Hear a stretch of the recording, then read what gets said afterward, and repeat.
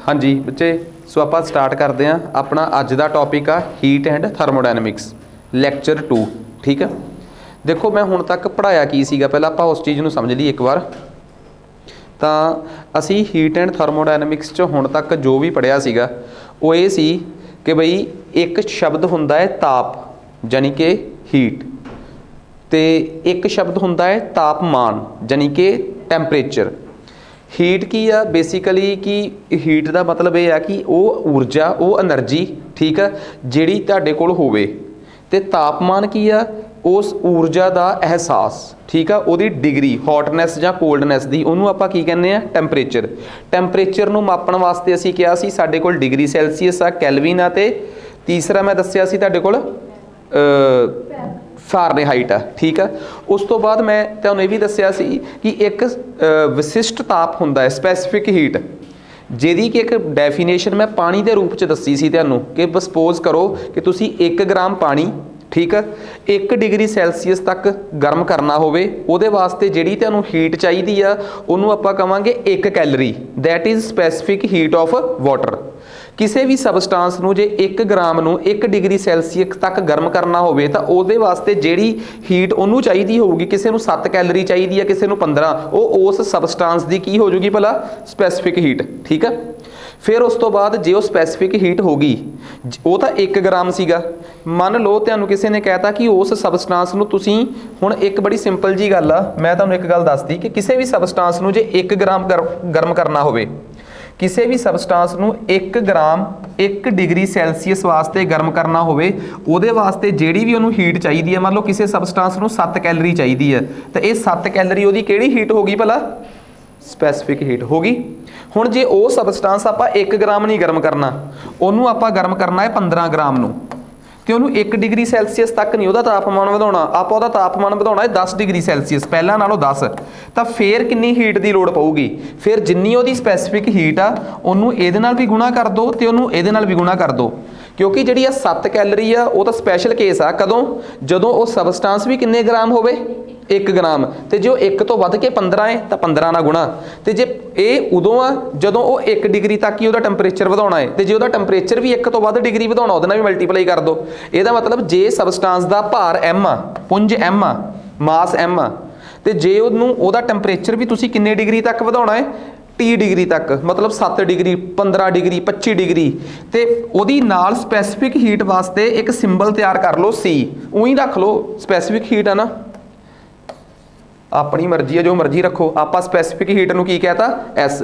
सो यदा मतलब 15 गुणा 10 गुणा 7, 15 इंटू 7 कितना आ गया 105, 105 नूं 10 ना किता 1050, 1050 किते गलत हो गया अपना कि ठीक है, हाँ 1050 वो हीट आ जिहड़ी सानू इन्ने नूं गर्म करने वास्ते चाहिए है, तो ये किहदे चाहिए भला कैलरीज। सो जे कल नूं कोई मैनूं कह दे कि सर मान लो कि सानू किसी ने कहता कि एक फलाना सबसटांस आ, कोई भी मतलब कोई भी एक सबसटांस आ, कोई भी सबसटांस किवें आयरन, कि जी आयरन की स्पैसीफिक हीट आ जिहड़ी, आयरन की स्पैसीफिक हीट जिहड़ी आ वो हैगी आ जी 4.6, ठीक है, तो असीं आयरन नूं 220 ग्राम आयरन आ साडे कोल, उहदा असीं टैंपरेचर पहलां नालों 15 डिग्री सैल्सीਅस वधाउणा चाहुंदे आ, दसो किन्नी हीट की लोड़ पऊगी, तो तुहानूं मैं फार्मूला भी दसता कि जिन्ना तुहाडे कोल सबसटांस आ, जिन्ना टैंपरेचर तुसीं उहदा वधाउणा चाहुंदे हो, ते जिन्नी उहदी स्पैसीफिक हीट आ, तिन्नां नूं मल्टीप्लाई करके तुहानूं पता लग जूगा कि टोटल हीट किन्नी आई है, तो हीट हमेशा किहदे च आऊगी भला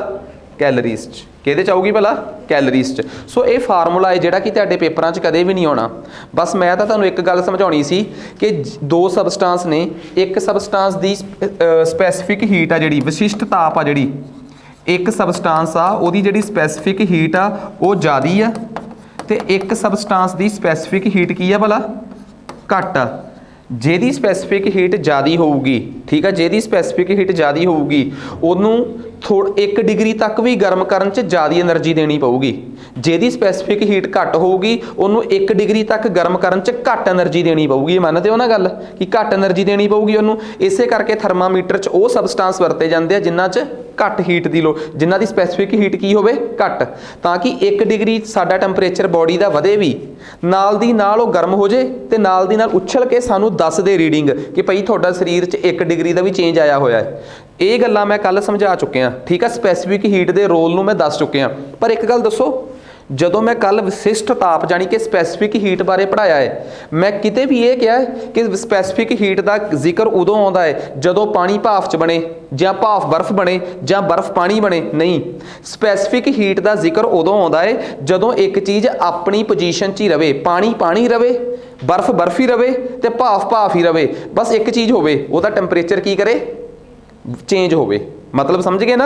पानी का टैंपरेचर 40 तो वध के 60 हो जाए, पानी का टैंपरेचर 40 तो वध के 90 हो जाए, पानी का टैंपरेचर 60 तो वध के 95 हो जाए, सानू कोई एतराज़ नहीं।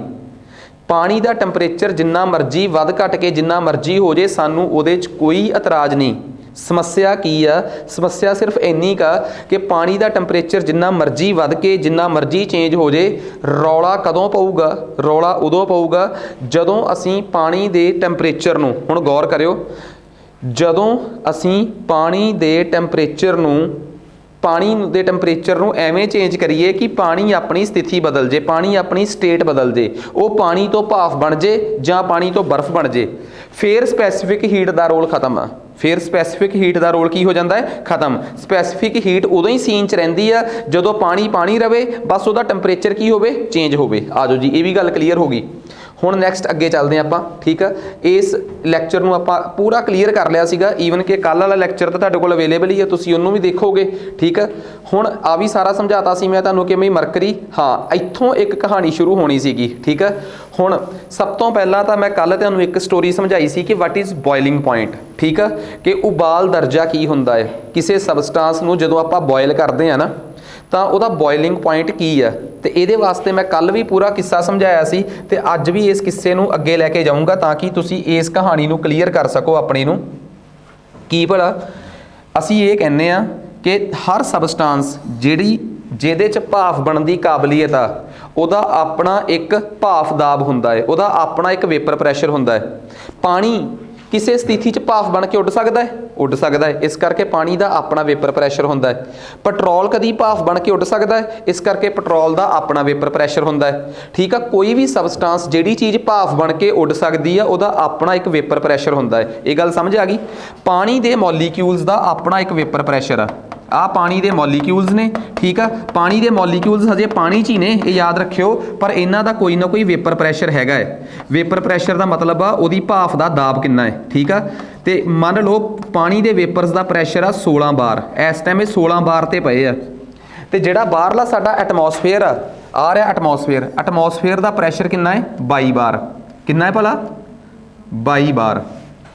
ਜਦੋਂ ਇਹ ਵੇਪਰਸ ਦਾ ਪ੍ਰੈਸ਼ਰ ਜਿਹੜਾ ਹੈ ਉਹ ਵੱਧਦਾ 22 ਬਾਰ ਹੋ ਗਿਆ, ਫਿਰ ਇਹ ਵੇਪਰਸ ਜਿਹੜੇ ਆ ਪਾਣੀ 'ਚ ਨਹੀਂ ਰਹਿਣਗੇ, ਇਹ ਐਟਮੋਸਫੇਅਰ 'ਚ ਉੱਡ ਜਾਣਗੇ, ਫਿਰ ਇਹ ਕੀ ਬਣ ਜਾਣਗੇ ਭਲਾ, ਭਾਫ ਬਣ ਜਾਣਗੇ। ਆਹੀ ਗੱਲ ਸਮਝਾਈ ਸੀ ਮੈਂ ਕੱਲ ਨੂੰ ਕਿ boiling point is the temperature. ਹੁਣ ਇੱਕ ਗੱਲ ਹੋਰ, 16 ਬਾਰ ਤੋਂ 22 ਬਾਰ ਤੱਕ ਲਿਜਾਇਆ ਕਿਵੇਂ ਜਾਂਦਾ ਹੈ, ਇਹਦੇ ਵਾਸਤੇ ਇੱਕ ਕਨਸੈਪਟ ਸੁਣੋ।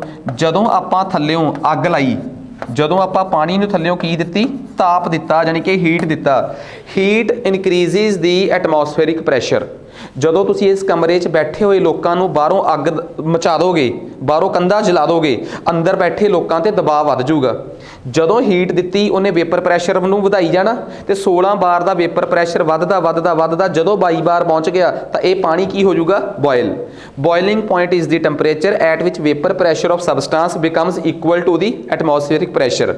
ਜਦੋਂ ਕਿਸੇ ਵੀ ਸਬਸਟੈਂਸ ਦਾ ਭਾਫ ਦਾਬ ਜਿਹੜਾ ਹੈ ਉਹ ਵਾਤਾਵਰਨ ਦੇ ਦਾਬ ਦੇ ਬਰਾਬਰ ਹੋ ਜਾਵੇ ਤਾਂ ਉਸ ਟਾਈਮ ਸਥਿਤੀ ਨੂੰ ਉਬਾਲ ਦਰਜਾ ਕਿਹਾ ਜਾਂਦਾ ਹੈ, ਉਹਨੂੰ ਆਪਾਂ ਕੀ ਕਹਿੰਦੇ ਆ, ਬੋਇਲਿੰਗ ਪੁਆਇੰਟ। ਤੇ ਇਹ ਗੱਲ ਸਾਰਿਆਂ ਨੂੰ ਸਮਝ ਆ ਗਈ, ਠੀਕ ਆ। ਮੈਂ ਕੱਲ ਇੱਕ ਗੱਲ ਹੋਰ ਦੱਸੀ ਸੀ ਕਿ ਆਹ ਇੱਕ ਪਾਣੀ ਆ, ਠੀਕ ਆ। ਇਸ ਪਾਣੀ ਦੇ ਵਿੱਚ ਹੁਣ ਇਹ ਪਾਣੀ ਆ ਗਿਆ, ਹੁਣ ਇਸ ਪਾਣੀ 'ਚ ਜੇ ਤੁਸੀਂ ਕੱਲ ਨੂੰ ਸਪੋਜ਼ ਕਰੋ ਨਮਕ ਐਡ ਕਰ ਦਿੰਦੇ ਹੋ, ਕੀ ਐਡ ਕਰ ਦਿਓ, ਨਮਕ ਐਡ ਕਰ ਦਿਓ, ਇਹਦੇ 'ਚ ਸ਼ੂਗਰ ਐਡ ਕਰ ਦਿਓ, ਤੁਸੀਂ ਇਹਦੇ 'ਚ ਸੈਂਡ ਐਡ ਕਰ ਦਿਓ, ਜੋ ਮਰਜ਼ੀ ਐਡ ਕਰੋ, ਹੁਣ ਤੁਸੀਂ ਇਹ ਦੱਸੋਗੇ, ਕਦੀ ਕਿਸੇ ਨੇ ਸੁਣਿਆ ਕਿ ਨਮਕ ਪਿਆ ਪਿਆ ਉੱਡ ਗਿਆ? ਕਦੀ ਕਿਸੇ ਨੇ ਸੁਣਿਆ ਰੇਤਾ ਹੱਥ ਤੇ ਪਈ ਪਈ ਉੱਡ ਗਈ? ਰੇਤਾ ਕਦੇ ਵੈਪੋਰੇਟ ਨਹੀਂ ਹੁੰਦੀ। ਇਹਦਾ ਮਤਲਬ ਰੇਤਾ ਦਾ ਕੋਈ ਵੇਪਰ ਪ੍ਰੈਸ਼ਰ ਹੈਗਾ? ਨਹੀਂ।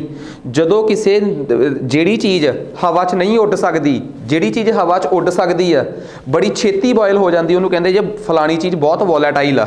ਜਿਹੜਾ ਬੰਦਾ ਵੀ ਐਵੇਂ ਦਾ ਹੋਵੇ, ਬੜਾ ਛੇਤੀ ਗਰਮ ਹੋ ਜਾਂਦਾ ਹੋਵੇ, ਆਪਾਂ ਕਹਿ ਨਹੀਂ ਦਿੰਦੇ ਕਿ ਬੜੀ ਵੋਲਾਟਾਈਲ ਜੀ ਨੇਚਰ ਆ, ਪਤਾ ਹੀ ਨਹੀਂ ਲੱਗਦਾ ਕਦੀ ਠੰਡਾ ਕਦੀ ਗਰਮ। ਜਿਹੜੀ ਚੀਜ਼ ਵੋਲਾਟਾਈਲ ਨਾ ਹੋਵੇ, ਨਾ ਹਿਲਜੁਲ ਕਰਦੀ ਹੋਵੇ, ਉਹਨੂੰ ਕਹਿੰਦੇ ਆ ਨੌਨ ਵੋਲਾਟਾਈਲ। ਇਹ ਖੰਡ, ਨਮਕ ਤੇ ਸੈਂਡ ਕੀ ਆ ਭਲਾ? ਨੌਨ ਵੋਲਾਟਾਈਲ। ਜਦੋਂ ਵੀ ਕੋਈ ਨੌਨ ਵੋਲਾਟਾਈਲ ਚੀਜ਼ ਪਾਣੀ 'ਚ ਪੈ ਦਾਂਗੇ, ਇਹਦਾ ਤੇ ਆਪਣਾ ਹੀ ਕੋਈ ਵੇਪਰ ਪ੍ਰੈਸ਼ਰ ਨਹੀਂ ਹੈਗਾ, ਤੇ ਇਹ ਪਤਾ ਕੀ ਕਰਦੀ ਆ? ਪਾਣੀ ਦੇ ਵੇਪਰ ਪ੍ਰੈਸ਼ਰ ਨੂੰ 16 ਤੋਂ ਘਟਾ ਕੇ 12 ਕਰ ਦੂਗੀ। ਪਾਣੀ ਦਾ ਵੇਪਰ ਪ੍ਰੈਸ਼ਰ 16 ਨਹੀਂ ਰਿਹਾ, ਹੁਣ ਕਿੰਨਾ ਹੋ ਜਾਊਗਾ ਭਲਾ? 12 ਹੋ ਜਾਊਗਾ। ਪਹਿਲਾਂ ਬੋਇਲ ਹੋਣ ਵਾਸਤੇ ਪਾਣੀ ਨੂੰ 16 ਤੋਂ 22 ਤੱਕ ਜਾਣਾ ਪੈਣਾ ਸੀ, ਸਿਰਫ 6 ਪੌੜੀਆਂ ਚੜ੍ਹਨੀਆਂ ਪੈਣੀਆਂ ਸੀ।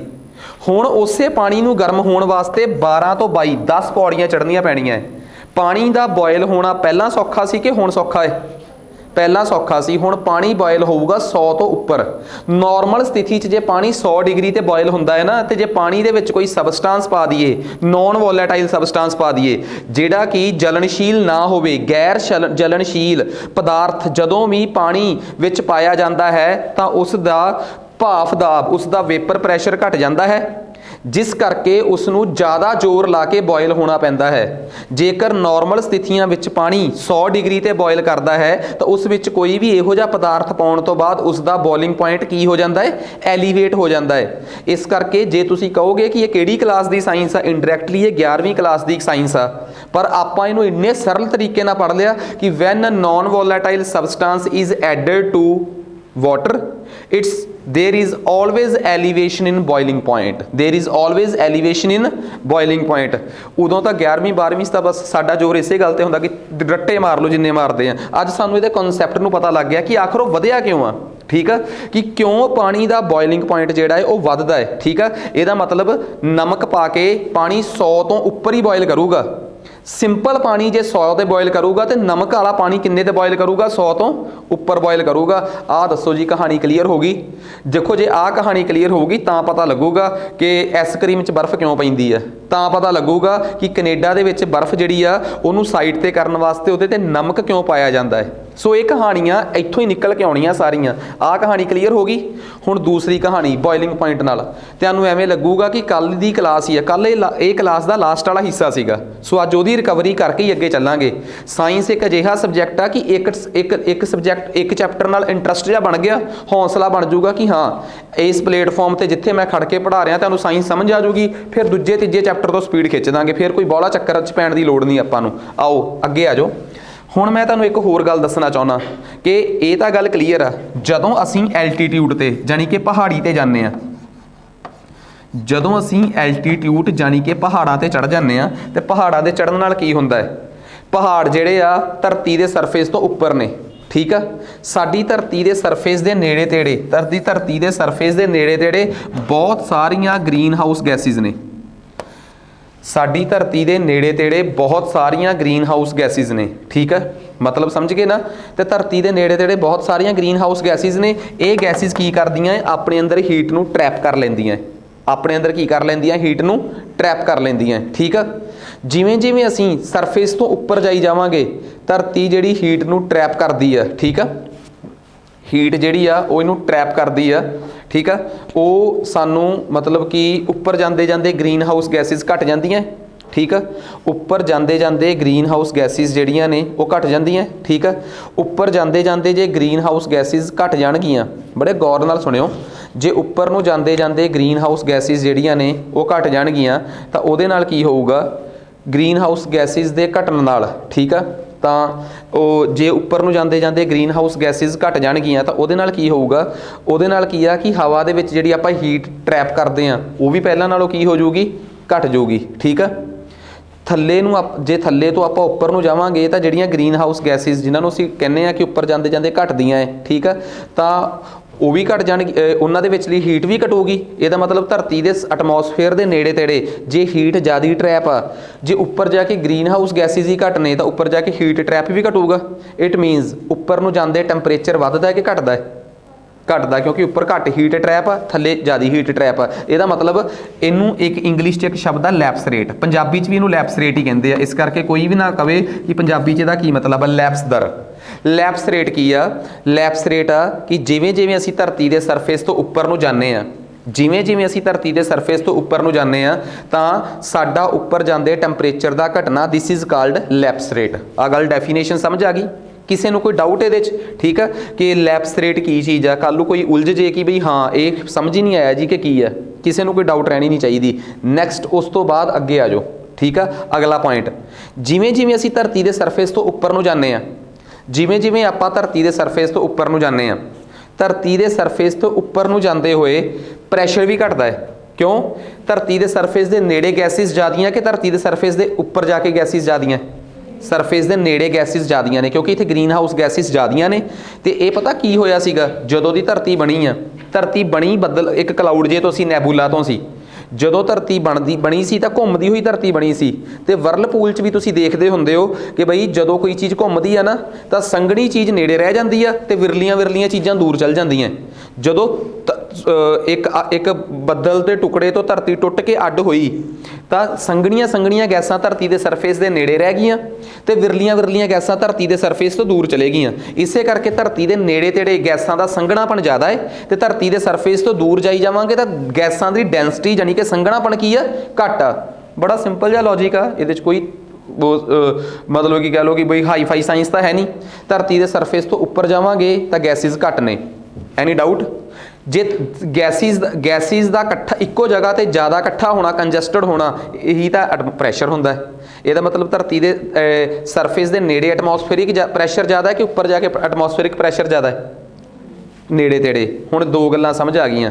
धरती के सरफेस ते उपर नूं जाइए एटमोसफेरिक प्रैशर वधदा है, ट्रू कि फॉल्स? फॉल्स। धरती के सरफेस तो उपर नूं जाइए एटमोसफेरिक प्रैशर घटदा है, ट्रू कि फॉल्स? ट्रू। धरती तो सरफेस तो उपर नूं जाइए टैंपरेचर घटदा है, ट्रू कि फॉल्स? ट्रू। धरती के सरफेस तो उपर नूं जाइए टैंपरेचर वधदा है, ट्रू कि फॉल्स? फॉल्स। हुण कहानी क्लीयर हो गई कि धरती के सरफेस तो उपर नूं जाइए टैंपरेचर भी घटदा है, धरती के सरफेस तो उपर नूं जाइए तो प्रैशर भी घटदा है। कोई डाउट नहीं इहदे च, किसी को कोई डाउट? नैक्सट हुण अगला सवाल मेरे को आ गया कि असी धरती के सरफेस तो उपर नूं गए, ठीक है, उत्थे जाके पानी नॉर्मल स्थिति तो पहला बॉयल होऊगा कि लेट बॉयल होऊगा? हाँ जी, धरती के सरफेस के उपर जाके असी पहाड़ों च जाके पानी बॉयल किया तो नॉर्मल जे पानी 60 डिग्री 100 डिग्री ते बॉयल करता है तो पहाड़ों ते जाके 80 ते बॉयल करूगा कि 120 ते बॉयल करूगा? 80 ते बॉयल करूगा। उहदी एग्जाम्पल इस करके कि एक गल याद रखियो, आ पानी का कंटेनर आ, पानी के मॉलीक्यूल्स का वेपर प्रैशर हैगा जी 16 बार। पानी पहाड़ों ते लै गए, पहाड़ों च भी पानी के वेपर्स का प्रैशर कितना है? 16 बार। ठीक है, आ गल समझ आ गई कि 16 बार ही पानी का प्रैशर इत्थे आ, 16 बार ही पानी का प्रैशर उत्थे आ 16 बार। आ उपर जाके देखिया तो पानी के प्रैशर कितना प्रैशर है जी भला? 16 बार। असीं की किता, एक स्थिति तो प्लेन ते ही रहे हैं, आ प्लेन, प्लेन ते एटमोसफेरिक प्रैशर कितना है? 22 बार। जदों असीं उपर चले गए, उपर जाके एटमोसफेरिक प्रैशर कितना है? वधूगा कि घटूगा? घटूगा। उपर जाके एटमोसफेरिक प्रैशर रह गया कितना भला? 20 बार। ठीक है, हुण तुसीं एक गल दसो, एक केस च तो तुसीं 16 बार तो 22 बार तक जाना सी ते एक केस च 16 बार तो किन्ने बार तक जाना है? 20 बार तक। इस करके इस स्थिति दे विच तुहानूं घट पानी नूं बॉयल करना पऊगा। जिहड़ा पानी इत्थे 100 डिग्री ते बॉयल होऊगा, इत्थे किन्ने डिग्री ते बॉयल हो जाऊगा? 80 ते, क्योंकि उन्होंने घट सफ़र तय करना पाया। ठीक है, इसे करके कुकिंग आसान हो जाती है कि औखी हो जाती है? औखी हो जाती, क्योंकि पानी जिन्ने गर्म हो के चौड़ां नूं पिघला उबालना सी वो तो आ भी पहला उबल के बह गया। इस करके इस स्थिति दे विच बॉयलिंग की हो जाती है? औखी हो जाती, सॉरी कुकिंग की हो जाती है? औखी हो जाती है। गल क्लीयर है? पेपर पाने वाले पता की एडे चलाक आ, वो ये कहणगे कि water boils at low temperature at specific altitude because, ठीक है, because with increase in height के वधण नाल थले 4 ऑप्शन पाउणगे, टैंपरेचर इनक्रीजिज, टैंपरेचर डिक्रीजिज, तीसरा ऑप्शन एटमोसफेरिक प्रैशर इनक्रीजिज तो चौथा option atmospheric pressure decreases. 4 option चो किहड़ा आंसर सही है कि 2 सही ने? हाँ जी, एटमॉस्फेरिक प्रैशर डिक्रीजिज, उपर नूं जाके टैंपरेचर डिक्रीजिज वाला ऑप्शन सही नहीं गा। टैंपरेचर डिक्रीज करदे उपर नूं जांदे, वो गल तां सही आ, पर की वो इहदा आंसर हैगा? इस सवाल का कारण नहीं हैगा, बस वो समझ गए ना।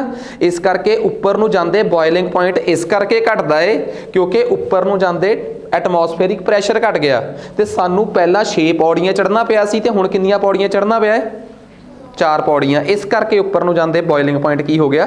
घट गया। किसी नूं कोई डाउट? नैक्सट उस तो अगे आ जाओ, इत्थों तक दसो किसी नूं कोई डाउट। हुण देखो आ पानी सीगा, तुसी पानी दे विच पानी नूं फ्रीज किता, जमाया, पानी किन्ने डिग्री ते जमदा है? और पानी किन्ने डिग्री सैल्सीयस ते जमदा है? 0 डिग्री ते। किन्ने डिग्री ते? 0 डिग्री सैल्सीयस ते पानी जम जाता है, ठीक है। पानी 0 डिग्री सैल्सीयस ते जम जाता है, आ गल समझ आ गई चीज़, ठीक है। जेकर पानी 0 डिग्री सैल्सीयस ते जमदा है, हुण गौर करियो, जेकर पानी 0 डिग्री सैल्सीयस ते जमदा है, ठीक है, पानी दे विच तुसीं कुछ नमक पाता, हुण पानी किन्ने डिग्री ते जम्मूगा? हुण पानी 0 डिग्री ते जम्मूगा कि 0 तो थल्ले कि 0 तो उपर? जदों आपां पानी च कोई नॉन वोलेटाइल सबसटेंस पा दिंने आ, मतलब गैर बलनशील पदार्थ पा दिंने आ, नॉन वोलेटाइल सबसटेंस गैर बलनशील पदार्थ, पंजाबी समझ आ गई। हुण मैं उन्होंने नॉन वोलेटाइल ही कहूँगा, जिन्होंने अग नहीं लगती, रेता, नमक, खंड जो मर्जी पाई जाओ, ठीक है, इहो जी कोई चीज़ पा दिंने आ, ठीक है, तो उहदे नाल पानी का वेपर प्रैशर की हो जाता है? घटदा है कि वधदा है? पानी का वेपर प्रैशर की हो जाता है? घटदा है। आ पानी का बॉयलिंग पॉइंट है, मतलब कि ये एटमॉस्फेरिक प्रैशर है, ठीक है। एटमॉस्फेरिक प्रैशर जिथे भी होगा उत्थे जाके फलानी चीज़ बॉयल करती है कि मैल्ट करती है? बॉयल, क्योंकि एटमॉस्फेरिक प्रैशर का की मतलब आ कि ये हवा का प्रैशर आ, जदों कोई से चीज़ का प्रैशर ये बराबर चले गया, यदा मतलब उस चीज़ ने हवा च चले जाना है। जदों पानी का प्रैशर हवा के प्रैशर के बराबर हो गया तो पानी ने कित्थे चला जाना है भला? हवा च। तो जदों पानी हवा च चले गया उन्होंने बॉयलिंग कहते हैं कि मैल्टिंग कहते हैं? बॉयलिंग। यदा मतलब एटमॉस्फेरिक प्रैशर वो प्रैशर आ जिथे जाके फलानी चीज़ ने की होना होंदा है? बॉयल। आ पानी का वेपर प्रैशर आ, मतलब पानी एटमॉस्फेरिक प्रैशर मान लो 22 बार आ, तो पानी का एटमॉस्फेरिक प्रैशर की आ 16 बार आ। इस तो थल्ले 12 बार वो आ जिथे पानी ने मैल्ट होना है। जिमें जिमें आप पानी का प्रैशर घटाई जावांगे ना, तो पानी जिहड़ा है जिन्ना उत्ते दबाव घट जाऊगा उन्ना वो की हो जाऊगा? मैल्ट हो जाऊगा, की हो जम फ्रीज हो जाऊगा, ठीक है। सो एक स्थिति दे विच आपां एटमॉस्फेरिक प्रैशर वधावांगे तो बॉयल हो जाऊगा, जदों आपां उहदा एटमॉस्फेरिक प्रैशर घटावांगे, सॉरी उहदा वेपर प्रैशर घटावांगे तो किधर नूं चल जाऊगा? मैल्टिंग वाल नूं, उल्ट चलदा इधर।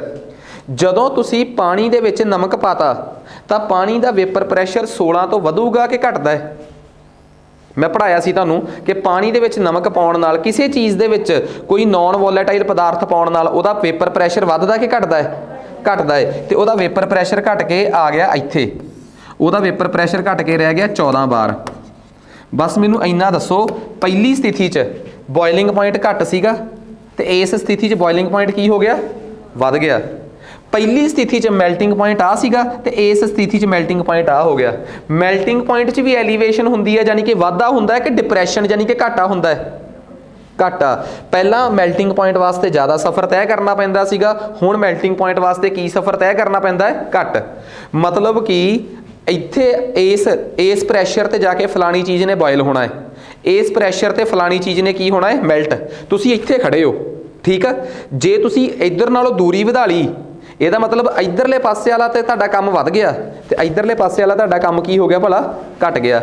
ਇਹਦਾ मतलब जदों भी पानी दे विच नमक पाया जाऊगा, हुण आ कहानी तुसीं समझनी सी, इहनूं याद यूद नहीं करना, तुसीं तां बस इक्को गल याद करनी है कि जदों भी कोई गैर घुलनशील पदार्थ when non volatile substance is added to water नूं जदों पानी विच पाया जाता है, दो गल्लां याद रखनियां कि पानी का बॉयलिंग पॉइंट हमेशा की कर जाता है? इनक्रीज़, एलीवेट कर जाता। पानी का बॉयलिंग पॉइंट की कर जाता है? इनक्रीज़। पानी पहला 100 ते बॉयल करता सी, हुण 104 ते करूगा। पानी का उबाल दर्जा पहला नालों वध जाऊगा, पर मैल्टिंग पॉइंट पिघलाऊ दर्जा की हो जाऊगा? घट जाऊगा। पानी जे पहला 0 डिग्री ते फ्रीज करता सी, हुण 0 ते फ्रीज नहीं करूगा। तुसीं कहोगे 0 तो थल्ले तो कुछ हुंदा ही नहीं, हुंदा है -2 -3 -4। जीरो तो थले चली चलो, आ 0 डिग्री सैल्सीयस आ -1 डिग्री सैल्सीयस आ -2 डिग्री सैल्सीयस आ -3 डिग्री सैल्सीयस आ। किसी को कोई डाउट ये किसी को कोई डाउट नहीं रहना चाहिए ये, ठीक है। सो आपां नूं ये कहानी क्लीयर हो गई कि 0 डिग्री सैल्सीयस तो थले आपां इन्हां चीज़ां नूं किवें डिस्कस करना है, ठीक है। किसी को ये कोई डाउट रहना नहीं चाहिए। नैक्सट दसो जी, किसी को कोई डाउट ये, ठीक है, कि आपां -0 तो थले तो आ दसो कि एक गल हुण समझ आ गई सारिਆਂ ਨੂੰ कि पानी 'ਚ नमक पावांगे तो पानी का बॉयलिंग पॉइंट की होऊगा भला, ਵਧੂਗਾ। तो पानी 'ਚ जे आपां नमक पावांगे तो पानी का फ्रीजिंग पॉइंट की होऊगा, घटूगा। किसी भी घुलण जलनशील पदार्थ 'ਚ नमक पा दो, नमक पाउण नाल ਉਹ जे ਪਹਿਲਾਂ दुध बिना नमक तो जे दुध बिना नमक तो जे 120 ते बॉयल कर रहा है तो नमक पा के या खंड पा के दुध किन्ने ते बॉयल करूगा, 120 तो घट के 120 तो वध। कहानी समझ आ गई। जे दुध जम के आइसक्रीम बनती है, ठीक है, जे आपां दुध नूं जमा के आइसक्रीम बना ली आपां, ठीक है, तो हुण एक गल दसो कि पहला तो आपां उहदे च आइसक्रीम बनाई तो आपां नूं पता है कि उहदा फ्रीजिंग पॉइंट की है, मतलब फ्रीजिंग पॉइंट कितना है, चलो मान लो 0 डिग्री है। पानी चो आपां बर्फ बनाई है, उहदा फ्रीजिंग पॉइंट की है 0 डिग्री सैल्सीयस। तो हुण एक गल दसो, जदों आपां उहदे च नमक पाता तो उहदा फ्रीजिंग पॉइंट कितना हो जाऊगा, -2 डिग्री सैल्सीयस। आ गल दसो, जदों भी आपां किसी चीज़ नूं च नमक पा दईए तो उहदा फ्रीजिंग पॉइंट वध जांदा है कि घट जांदा है, घट जाता है, ठीक है। तो उहदा फ्रीजिंग पॉइंट की है, बहुत थल्ले चला जाता है। आ गल क्लीयर हो गई। हुण तुसीं एक गल देखो, एक बड़ा सिंपल जिहा किस्सा है जिहड़ा कि मैं तुहाडे नाल शेयर करना है। हुण मान लो कनेडा है, ठीक है, फ्रीजिंग पॉइंट वधदा कि घटदा है, घटदा है। तो बॉयलिंग पॉइंट वधदा कि घटदा है, वधदा है। मतलब बॉयलिंग पॉइंट वध जाता है तो फ्रीजिंग पॉइंट की हो जाता है, घट जाता है। हुण इत्थे गौर करियो, इत्थे बहुत इंपॉर्टेंट गल आ, ठीक है, इत्थे बहुत इंपॉर्टेंट चीज़ आ कि आपां इनू किवें डिस्कस करना है। सवाल एक बड़ा सिंपल जिहा तुहाडे सामने आ गया, ठीक है, कहंदे कि आपां, ठीक है, हुण आपां की करदे हां कि जिवें सपोज करो सानू किसी ने कहता, बड़े गौर नाल समझिओ आ गल, सानू किसी ने कहता कि एक कोई भी मतलब कि कह लो वो आ कनेडा का एक शहर, उत्थे बर्फ जमी हुई है, ठीक है। असी सवेरे घरों बाहर निकले तो सानू पता लग्या कि बाहर जिहड़ा है बर्फ, सारे पासे बर्फ ही बर्फ हुई है। तो बर्फ असी सोचते हैं कि बर्फ पिघल जूगी, पर बर्फ पिघल ही नहीं सकती, क्योंकि बर्फ ने किन्ने डिग्री ते पिघलना है, 0 तो अगे जाके, 0 तो थले थले वो बर्फ आ, तो 0 तो उपर जाके उन्हें की बन जाना है, पानी, ठीक है। तो असी देखिया बाहर थर्मामीटर लैके आए कि बाहर टैंपरेचर कितना है, तो बाहर नोटिस किया कि बाहर का टैंपरेचर है -7।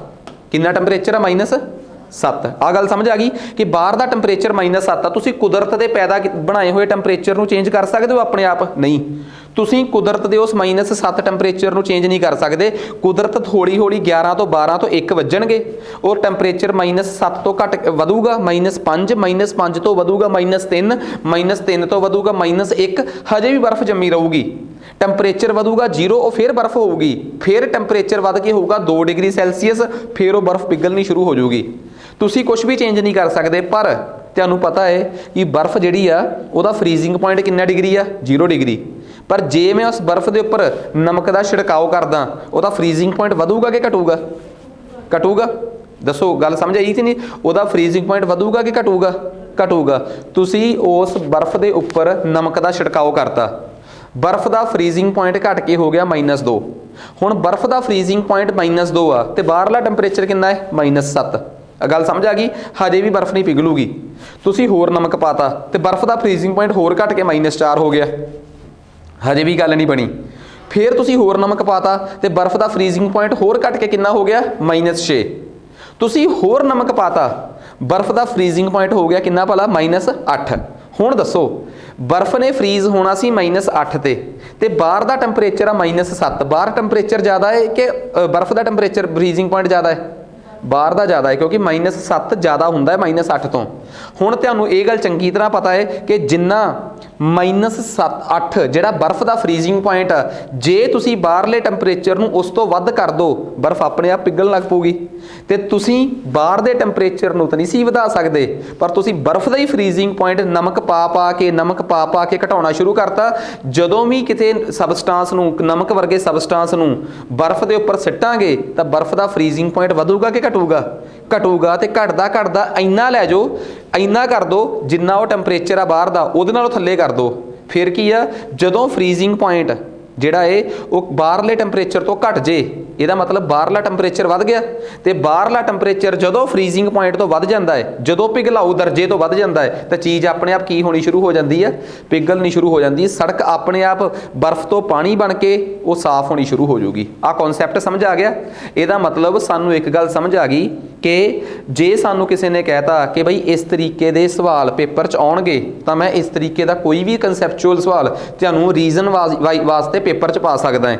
ਤੇ ਇਹ ਭੁੱਲ ਜਿਓ ਕਿ ਜਿਹੜੇ ਕਨਸੈਪਚੁਅਲ ਸਵਾਲ ਮੈਂ ਪਾਏ ਆ ਉਹ ਐਗਜ਼ੈਕਟਲੀ ਆਹੀ ਹੋਣਗੇ, ਕੀ ਪਤਾ ਕੁਝ ਬਦਲ ਕੇ ਪਾ ਦਾਂ। ਠੀਕ ਆ, ਇੱਕ ਸਵਾਲ ਦਾ ਜਵਾਬ ਤੁਸੀਂ ਆਪ ਲੱਭ ਕੇ ਲੈ ਕੇ ਆਉਣਾ ਹੈ, ਪੂਰੀ ਸਰਚ ਕਰਨੀ ਆ। ਤੇ ਇਹ ਸਵਾਲ ਮੈਂ ਸ਼ੋਰ ਹਾਂ ਕਿ ਟੈਸਟ 'ਚ ਆਊਗਾ ਹੀ ਆਊਗਾ। ਉਹ ਇਹ ਆ ਕਿ ਬਰਫ਼ ਆਈਸਕ੍ਰੀਮ ਬਣਾਉਂਦੇ ਹੋਏ ਨਮਕ ਕਿਉਂ ਪਾਇਆ ਜਾਂਦਾ ਹੈ? ਆਈਸਕ੍ਰੀਮ ਬਣਾਉਂਦੇ ਹੋਏ ਨਮਕ ਕਿਉਂ ਪਾਇਆ ਜਾਂਦਾ ਹੈ? ਲੌਜਿਕ ਇੱਥੋਂ ਹੀ ਲੱਭੂਗਾ ਤੁਹਾਨੂੰ। ਕਿਤੇ ਨਾ ਕਿਤੇ ਗੂਗਲ ਸਰਚ ਕਰੋਗੇ, ਉਹਨੂੰ ਪੜ੍ਹੋਗੇ ਤੇ ਸ਼ਬਦ ਐਵੇਂ ਦੇ ਲਿਖੇ ਹੋਣਗੇ ਕਿ ਜਦ ਕਿ ਅਸੀਂ ਜਦੋਂ ਆਈਸਕ੍ਰੀਮ ਬਣਾਉਂਦੇ ਆ, ਉੱਥੇ ਸਾਨੂੰ ਆਈਸਕ੍ਰੀਮ ਜੰਮੀ ਹੋਈ ਚਾਹੀਦੀ ਹੈ ਕਿ ਪਿਘਲੀ ਹੋਈ ਚਾਹੀਦੀ ਹੈ? ਜੰਮੀ ਹੋਈ। ਪਿਘਲੀ ਹੋਈ ਆਈਸਕ੍ਰੀਮ ਤਾਂ ਕੋਈ ਵੀ ਨਹੀਂ ਖਾਂਦਾ, ਮਤਲਬ ਕਿ ਫੇਰ ਤਾਂ ਦੁੱਧ ਹੀ ਆ। ਤਾਂ ਇਹਦਾ ਦਿਮਾਗ ਤੁਸੀਂ ਆਪ ਲਾਉਣਾ ਹੈ, ਕਿਤੇ ਉਹ ਸਰਚ ਕਰੋ, ਲੱਭੋ, ਆਪਣੇ ਆਪ ਸਮਝ ਆਊਗਾ। ਪਰ ਇੱਕ ਗੱਲ ਦੱਸੋ, ਬੋਇਲਿੰਗ ਪੁਆਇੰਟ 'ਚ ਐਲੀਵੇਸ਼ਨ ਤੇ ਫਰੀਜ਼ਿੰਗ ਪੁਆਇੰਟ ਦਾ ਡਿਪਰੈਸ ਹੋਣਾ, ਇਹਦੇ ਤੇ ਪ੍ਰੈਕਟੀਕਲੀ ਐਪਲੀਕੇਸ਼ਨਸ ਜੋ ਇਹਦੀਆਂ ਰੋਜ਼ਮर्रा ਦੀ ਜ਼ਿੰਦਗੀ 'ਚ ਵਰਤੀਆਂ ਜਾਂਦੀਆਂ, ਅੱਜ ਸਮਝ ਆ ਗਈਆਂ? ਪਤਾ ਲੱਗ ਗਿਆ ਕਿ ਇਹਨਾਂ ਦਾ ਕੰਮ ਕੀ ਆ। ਆ ਜਾਓ ਹੁਣ ਅਗਲੀ ਸਥਿਤੀ ਤੇ। ਠੀਕ ਆ, ਇਹ ਆਪਣਾ ਮੇਨ ਕਨਸੈਪਟ ਸੀਗਾ ਅੱਜ ਦਾ। ਹੁਣ ਅਗਲੀ ਚੀਜ਼ ਤੇ ਆ ਜਾਓ। ਸਭ ਤੋਂ ਪਹਿਲਾਂ ਆ ਜਿਹੜਾ ਟੇਬਲ ਦੇ ਵਿੱਚ ਲਾਈਨ ਹੈ ਨਾ, ਇਹ ਨੋਟਸ ਐਜ਼ ਇਟ ਇਜ਼ ਤੁਹਾਡੇ ਤੱਕ ਜਾਣਗੇ। ਠੀਕ ਆ, ਤਾਂ ਜੋ ਤੁਸੀਂ ਇਹਨਾਂ ਤੋਂ ਆਪਣੀ ਸਟੱਡੀ ਜਿਹੜੀ ਆ ਕਰ ਸਕੋ। ਬਟ ਇਹ ਸਮਝ ਲਓ, ਇਹਨਾਂ ਨੋਟਸ ਦੇ ਵਿੱਚ ਕੋਈ ਬਹੁਤੀ ਐਕਸਪਲੇਨੇਸ਼ਨ ਨਹੀਂ ਗੀ। ਐਕਸਪਲੇਨੇਸ਼ਨ ਇਹਦੇ 'ਚ ਓਨੀ ਲਿਖੀ ਹੋਈ ਆ ਜਿੰਨੀ ਤੁਹਾਡੇ ਪੇਪਰ 'ਚ ਟਿਕ ਕਰਨ ਦੇ ਜਾਂ ਲਿਖਣ ਦੇ ਕੰਮ ਆਉਣੀ ਆ। ਹਾਂ, ਕੰਮ ਕਿਹੜੇ ਆਏ? ਬਸ ਇਹ ਆ ਕਿ ਇਹਦੇ 'ਚ ਜੋ ਵੀ ਚੀਜ਼ਾਂ ਨਾ, ਜੇ ਤੁਸੀਂ ਕਹੋਗੇ ਅੱਛਾ ਜਿਹੜੀ ਚੀਜ਼ ਤੁਸੀਂ ਐਕਸਟਰਾ ਬੋਲ ਲਿਓ ਅਸੀਂ ਲਿਖ ਵੀ ਲਈਏ, ਲਿਖਿਆ ਲੁਖਿਆ ਵੀ ਕੁਛ ਨਹੀਂ ਜਾਣਾ। ਬਸ ਇੱਕੋ ਹੀ ਚੀਜ਼ ਆ, ਜੋ ਮੈਂ ਬੋਲ ਰਿਹਾ ਉਹ ਸਮਝ ਆਉਣਾ ਚਾਹੀਦਾ ਹੈ। ਤੇ ਉਹਨੂੰ ਸਰਲ ਭਾਸ਼ਾ 'ਚ ਕਰਕੇ ਇੱਥੇ ਲਿਖਿਆ ਹੋਇਆ ਹੈ। ਕਿਵੇਂ ਭਲਾ? ਕਿ temperature at which vapour pressure equals to atmospheric pressure is called boiling point. ਆ ਬੋਇਲਿੰਗ ਪੁਆਇੰਟ ਸਮਝ ਆ ਗਿਆ ਨਾ ਕਿ ਬੋਇਲਿੰਗ ਪੁਆਇੰਟ ਕੀ ਆ? ਠੀਕ ਆ, ਹੁਣ ਆਹ ਦੇਖੋ, ਆਹ ਅੱਗੇ ਇੱਕ ਫੋਟੋ ਆ ਜਿਹੜੀ ਕਿ ਮੈਂ ਸਪੈਸ਼ਲੀ ਤੁਹਾਡੇ ਵਾਸਤੇ ਤਿਆਰ ਕੀਤੀ ਹੈ। ਤੇ ਇਹ 'ਚੋਂ ਬਹੁਤ ਕੁਛ ਅਸੀਂ ਕਲੀਅਰ ਕਰਨਾ ਹੈ, ਬਹੁਤ ਜ਼ਿਆਦਾ ਕੁਛ ਇਸ ਫੋਟੋ 'ਚ ਕਲੀਅਰ ਕਰਨਾ ਹੈ ਆਪਣਾ। ਠੀਕ ਆ, ਆਹ ਬਰਫ਼ ਆ, ਮਤਲਬ ਇੰਗਲਿਸ਼ 'ਚ ਆਈਸ, ਪਾਣੀ ਲਿਕੁਇਡ, ਭਾਫ ਜਾਨੀ ਕਿ ਵੇਪਰਸ, ਆ ਤਿੰਨ ਸਥਿਤੀਆਂ। ਠੀਕ ਆ, ਹੁਣ ਜਦੋਂ ਬਰਫ਼ ਹੁੰਦੀ ਆ ਤਾਂ ਬਰਫ਼ ਪਿਘਲ ਕੇ ਕੀ ਬਣਦੀ ਆ? ਪਾਣੀ। ਬਰਫ਼ ਨੂੰ ਪੰਜਾਬੀ 'ਚ ਪਾਣੀ ਬਣਨ ਨੂੰ ਕਹਿੰਦੇ ਆ ਪਿਘਲਣਾ, ਤੇ ਇੰਗਲਿਸ਼ 'ਚ ਕਹਿੰਦੇ ਆ ਮੈਲਟ ਹੋਣਾ। ਫਿਰ ਉਸ ਪਾਣੀ ਦਾ ਭਾਫ 'ਚ ਬਣਨਾ ਇੰਗਲਿਸ਼ 'ਚ ਕਹਿੰਦੇ ਆ ਐਵੈਪੋਰੇਟ ਹੋਣਾ, ਤੇ ਪੰਜਾਬੀ 'ਚ ਕੀ ਕਹਿੰਦੇ ਆ? ਵਾਸ਼ਪੀਕਰਨ। ਠੀਕ ਆ, ਹੁਣ ਆ ਜਾਓ, ਭਾਫ ਤੋਂ ਪਾਣੀ ਬਣਨਾ ਉਹਨੂੰ ਕਹਿੰਦੇ ਆ ਪਾਣੀ ਦਾ ਕੰਡੈਂਸ ਹੋ ਜਾਣਾ, ਜਾਨੀ ਕਿ ਸੰਘਣਾ ਕਰਨ। ਤੇ ਫਿਰ ਪਾਣੀ ਤੋਂ ਬਰਫ਼ ਬਣ ਜਾਣਾ ਉਹਨੂੰ ਕਹਿੰਦੇ ਆ ਫਰੀਜ਼ਿੰਗ, ਜਾਨੀ ਕਿ ਜੰਮਣਾ। ਠੀਕ ਆ, ਤਾਂ ਉਹ ਇੱਥੇ ਆ ਗਿਆ ਆਪਣੇ ਕੋਲ। ਠੀਕ ਆ, ਫਰੀਜ਼ਿੰਗ ਵਾਸਤੇ ਇੱਕ ਸ਼ਬਦ ਹੋਰ ਸੀਗਾ, ਮੇਰੇ ਕੋਲ ਸਕਿਪ ਹੋ ਗਿਆ, ਸੰਘਣਾ ਕਰਨ ਨੀਗਾ, ਇਹਦਾ ਕੋਈ ਹੋਰ ਨਾਮ ਆ, ਮੇਰੇ ਦਿਮਾਗ 'ਚੋਂ ਨਿਕਲ ਗਿਆ, ਮੈਂ ਐਡ ਕਰ ਦੂੰਗਾ ਇੱਥੇ ਨੋਟਸ ਦੇ ਵਿੱਚ। ਠੀਕ ਆ, ਹੁਣ ਕੀ ਹੁੰਦਾ, ਕਈ ਵਾਰੀ ਕੀ ਆ, ਸਿੱਧੀ ਆਈਸ ਜਿਹੜੀ ਆ ਉਹ ਵੇਪਰਸ 'ਚ ਕਨਵਰਟ ਹੁੰਦੀ ਆ। ਜਿਵੇਂ ਡਰਾਈ ਆਈਸ, ਉਹ ਜਿਹੜੀ ਚਲਾਉਂਦੇ ਹੁੰਦੇ ਆ, ਮਤਲਬ ਫੌਗ ਜੀ ਪੈਦਾ ਕਰਦੇ ਆ, ਉਹ ਡਰਾਈ ਆਈਸ। ਉਹ ਕੀ ਹੁੰਦੀ ਆ ਭਲਾ? ਉਹ ਸਿੱਧੀ ਸੋਲਿਡ ਜਿਹੜੀ ਆ, ਸੋਲਿਡ ਦੇ ਟੁਕੜੇ ਜੇ ਹੁੰਦੇ ਆ, ਉਹਨੂੰ ਇੱਕੋ ਦਮ ਦੱਬਦੇ ਆ, ਉਹ ਇੱਕੋ ਦਮ ਜਦੋਂ ਹਵਾ ਦੇ ਕੰਟੈਕਟ 'ਚ ਆਉਂਦਾ ਹੈ ਉਹ ਲਿਕੁਇਡ 'ਚ ਨਹੀਂ ਕਨਵਰਟ ਹੁੰਦੇ, ਉਹ ਸਿੱਧੀ ਕੀ ਬਣ ਜਾਂਦੀ ਆ? ਗੈਸ। ਤਾਂ ਉਹ ਜਿਹੜੀ ਫੌਗ ਵਗੈਰਾ ਚਲਾਉਂਦੇ ਹੁੰਦੇ ਆ, ਆਈਸ ਤੋਂ ਜਦੋਂ ਤੁਸੀਂ ਗੈਸ 'ਚ ਤਬਦੀਲ ਹੁੰਦੇ ਹੋ, ਠੀਕ ਆ, ਦੈਟ ਇਜ਼ ਕਾਲਡ ਜੌਹਰ ਉਡਾਉਣਾ। ਪੰਜਾਬੀ 'ਚ ਛੱਡੋ, ਬਸ ਇੰਗਲਿਸ਼ ਲਿਖੋ ਇਹਦੀ, ਦੈਟ ਇਜ਼ ਸਬਲੀਮੇਸ਼ਨ। ਸਬਲੀਮੇਸ਼ਨ ਦਾ ਮਤਲਬ ਆ ਜਦੋਂ ਤੁਸੀਂ ਸਿੱਧਾ ਸੋਲਿਡ ਤੋਂ ਕਿਹਦੇ 'ਚ ਕਨਵਰਟ ਹੋ ਗਏ? ਗੈਸ 'ਚ। ਤੇ ਜੇ ਤੁਸੀਂ ਗੈਸ ਤੋਂ ਸਿੱਧਾ ਸੋਲਿਡ ਬਣਾ ਲਿਆ ਕਿਸੇ ਚੀਜ਼ ਨੂੰ, ਮਤਲਬ ਤੁਸੀਂ ਗੈਸ ਤੋਂ ਸਿੱਧਾ ਕਿਸੇ ਚੀਜ਼ ਨੂੰ ਕਿਹ 'ਚ ਕਨਵਰਟ ਕਰ ਲਿਆ, ਟੈਂਪਰੇਚਰ ਰਿਡਿਊਸ ਕਰਕੇ ਸੋਲਿਡ 'ਚ, ਦੈਟ ਇਜ਼ ਕਾਲਡ ਡੈਪੋਜੀਸ਼ਨ। ਉਹਨੂੰ ਕਹਿੰਦੇ ਆ ਪੰਜਾਬੀ 'ਚ ਜੰਮਣਾ।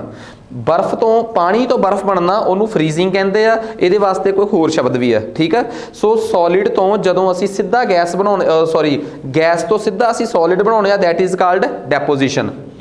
ਹੁਣ ਤੁਸੀਂ ਇਹ ਨਹੀਂ ਕਹਿ ਸਕਦੇ ਕਿ ਤੁਹਾਨੂੰ ਟਰਮਾਂ ਨਹੀਂ ਸਮਝ ਆਈਆਂ ਕਿ what is sublimation, what is deposition, what is melting, what is freezing, what is vaporation, what is condensation. ਇੱਕ ਗੱਲ ਦੱਸੋ, ਸਮਝ ਆ ਗਈ? ਮੈਂ ਕੱਲ ਇੱਕ ਗੱਲ ਹੋਰ ਕਲੀਅਰ ਕਰਤੀ ਸੀ ਕਿ ਅਵੈਪੋਰੇਸ਼ਨ ਤੇ ਬੋਇਲਿੰਗ 'ਚ ਕੀ ਫਰਕ ਆ। ਦੱਸਿਆ ਸੀ ਨਾ, ਮੈਂ ਦੱਸਿਆ ਸੀ ਕਿ ਅਵੈਪੋਰੇਸ਼ਨ ਜਿਹੜੀ ਹੁੰਦੀ ਹੈ ਨਾ, ਕਿਸੇ ਚੀਜ਼ ਦਾ ਅਵੈਪੋਰੇਟ ਹੋਣਾ, ਉਹ ਸਿਰਫ ਇੱਕ ਸਰਫੇਸ ਦਾ ਫਿਨੋਮੇਨਾ ਹੈ। ਜਦੋਂ ਆਪਾਂ ਕਿਸੇ ਚੀਜ਼ ਨੂੰ ਬੋਇਲ ਕਰਦੇ ਹਾਂ, ਠੀਕ ਆ, ਉਦੋਂ ਆਪਾਂ ਸਾਰੇ ਦੇ ਸਾਰੇ ਪਾਣੀ ਨੂੰ ਉਬਾਲ ਦਿੰਦੇ ਹਾਂ। ਤੇ ਅਵੈਪੋਰੇਟ ਹੁੰਦਾ ਜਦੋਂ ਕੋਈ ਚੀਜ਼, ਵਾਸ਼ਪੀਕਰਨ ਹੁੰਦਾ ਹੈ। ਆਪਾਂ ਨਹੀਂ ਕਹਿ ਦਿੰਦੇ ਕਿ ਬਈ ਅਸੀਂ ਉੱਥੇ ਨਾ ਉਹ ਰੱਖਿਆ ਸੀਗਾ, ਪਾਣੀ ਰੱਖਿਆ ਸੀਗਾ ਗਲਾਸ 'ਚ, ਉਹਦਾ ਥੋੜ੍ਹਾ ਜਿਹਾ ਪਾਣੀ ਅਵੈਪੋਰੇਟ ਹੋ ਗਿਆ। ਤੇ ਜਦੋਂ ਆਪਾਂ ਕਿਸੇ ਪਾਣੀ ਨੂੰ ਬੋਇਲ ਕਰਦੇ ਹਾਂ, ਆਪਾਂ ਉਹਦੇ ਥੱਲੇ ਅੱਗ ਬਾਲਦੇ ਹਾਂ। ਇਹਨਾਂ ਦੋਵਾਂ 'ਚ ਇੱਕ ਫਰਕ ਆ ਕਿ ਅਵੈਪੋਰੇਸ਼ਨ ਇੱਕ ਕਿਹੜਾ ਫਿਨੋਮੇਨਾ ਹੈ, ਨੈਚੁਰਲ ਫਿਨੋਮੇਨਾ, ਤੇ ਆਪਣਾ ਬੋਇਲਿੰਗ ਜਿਹੜੀ ਆ ਉਹ ਇੱਕ ਆਰਟੀਫਿਸ਼ੀਅਲ ਫਿਨੋਮੇਨਾ ਹੈ।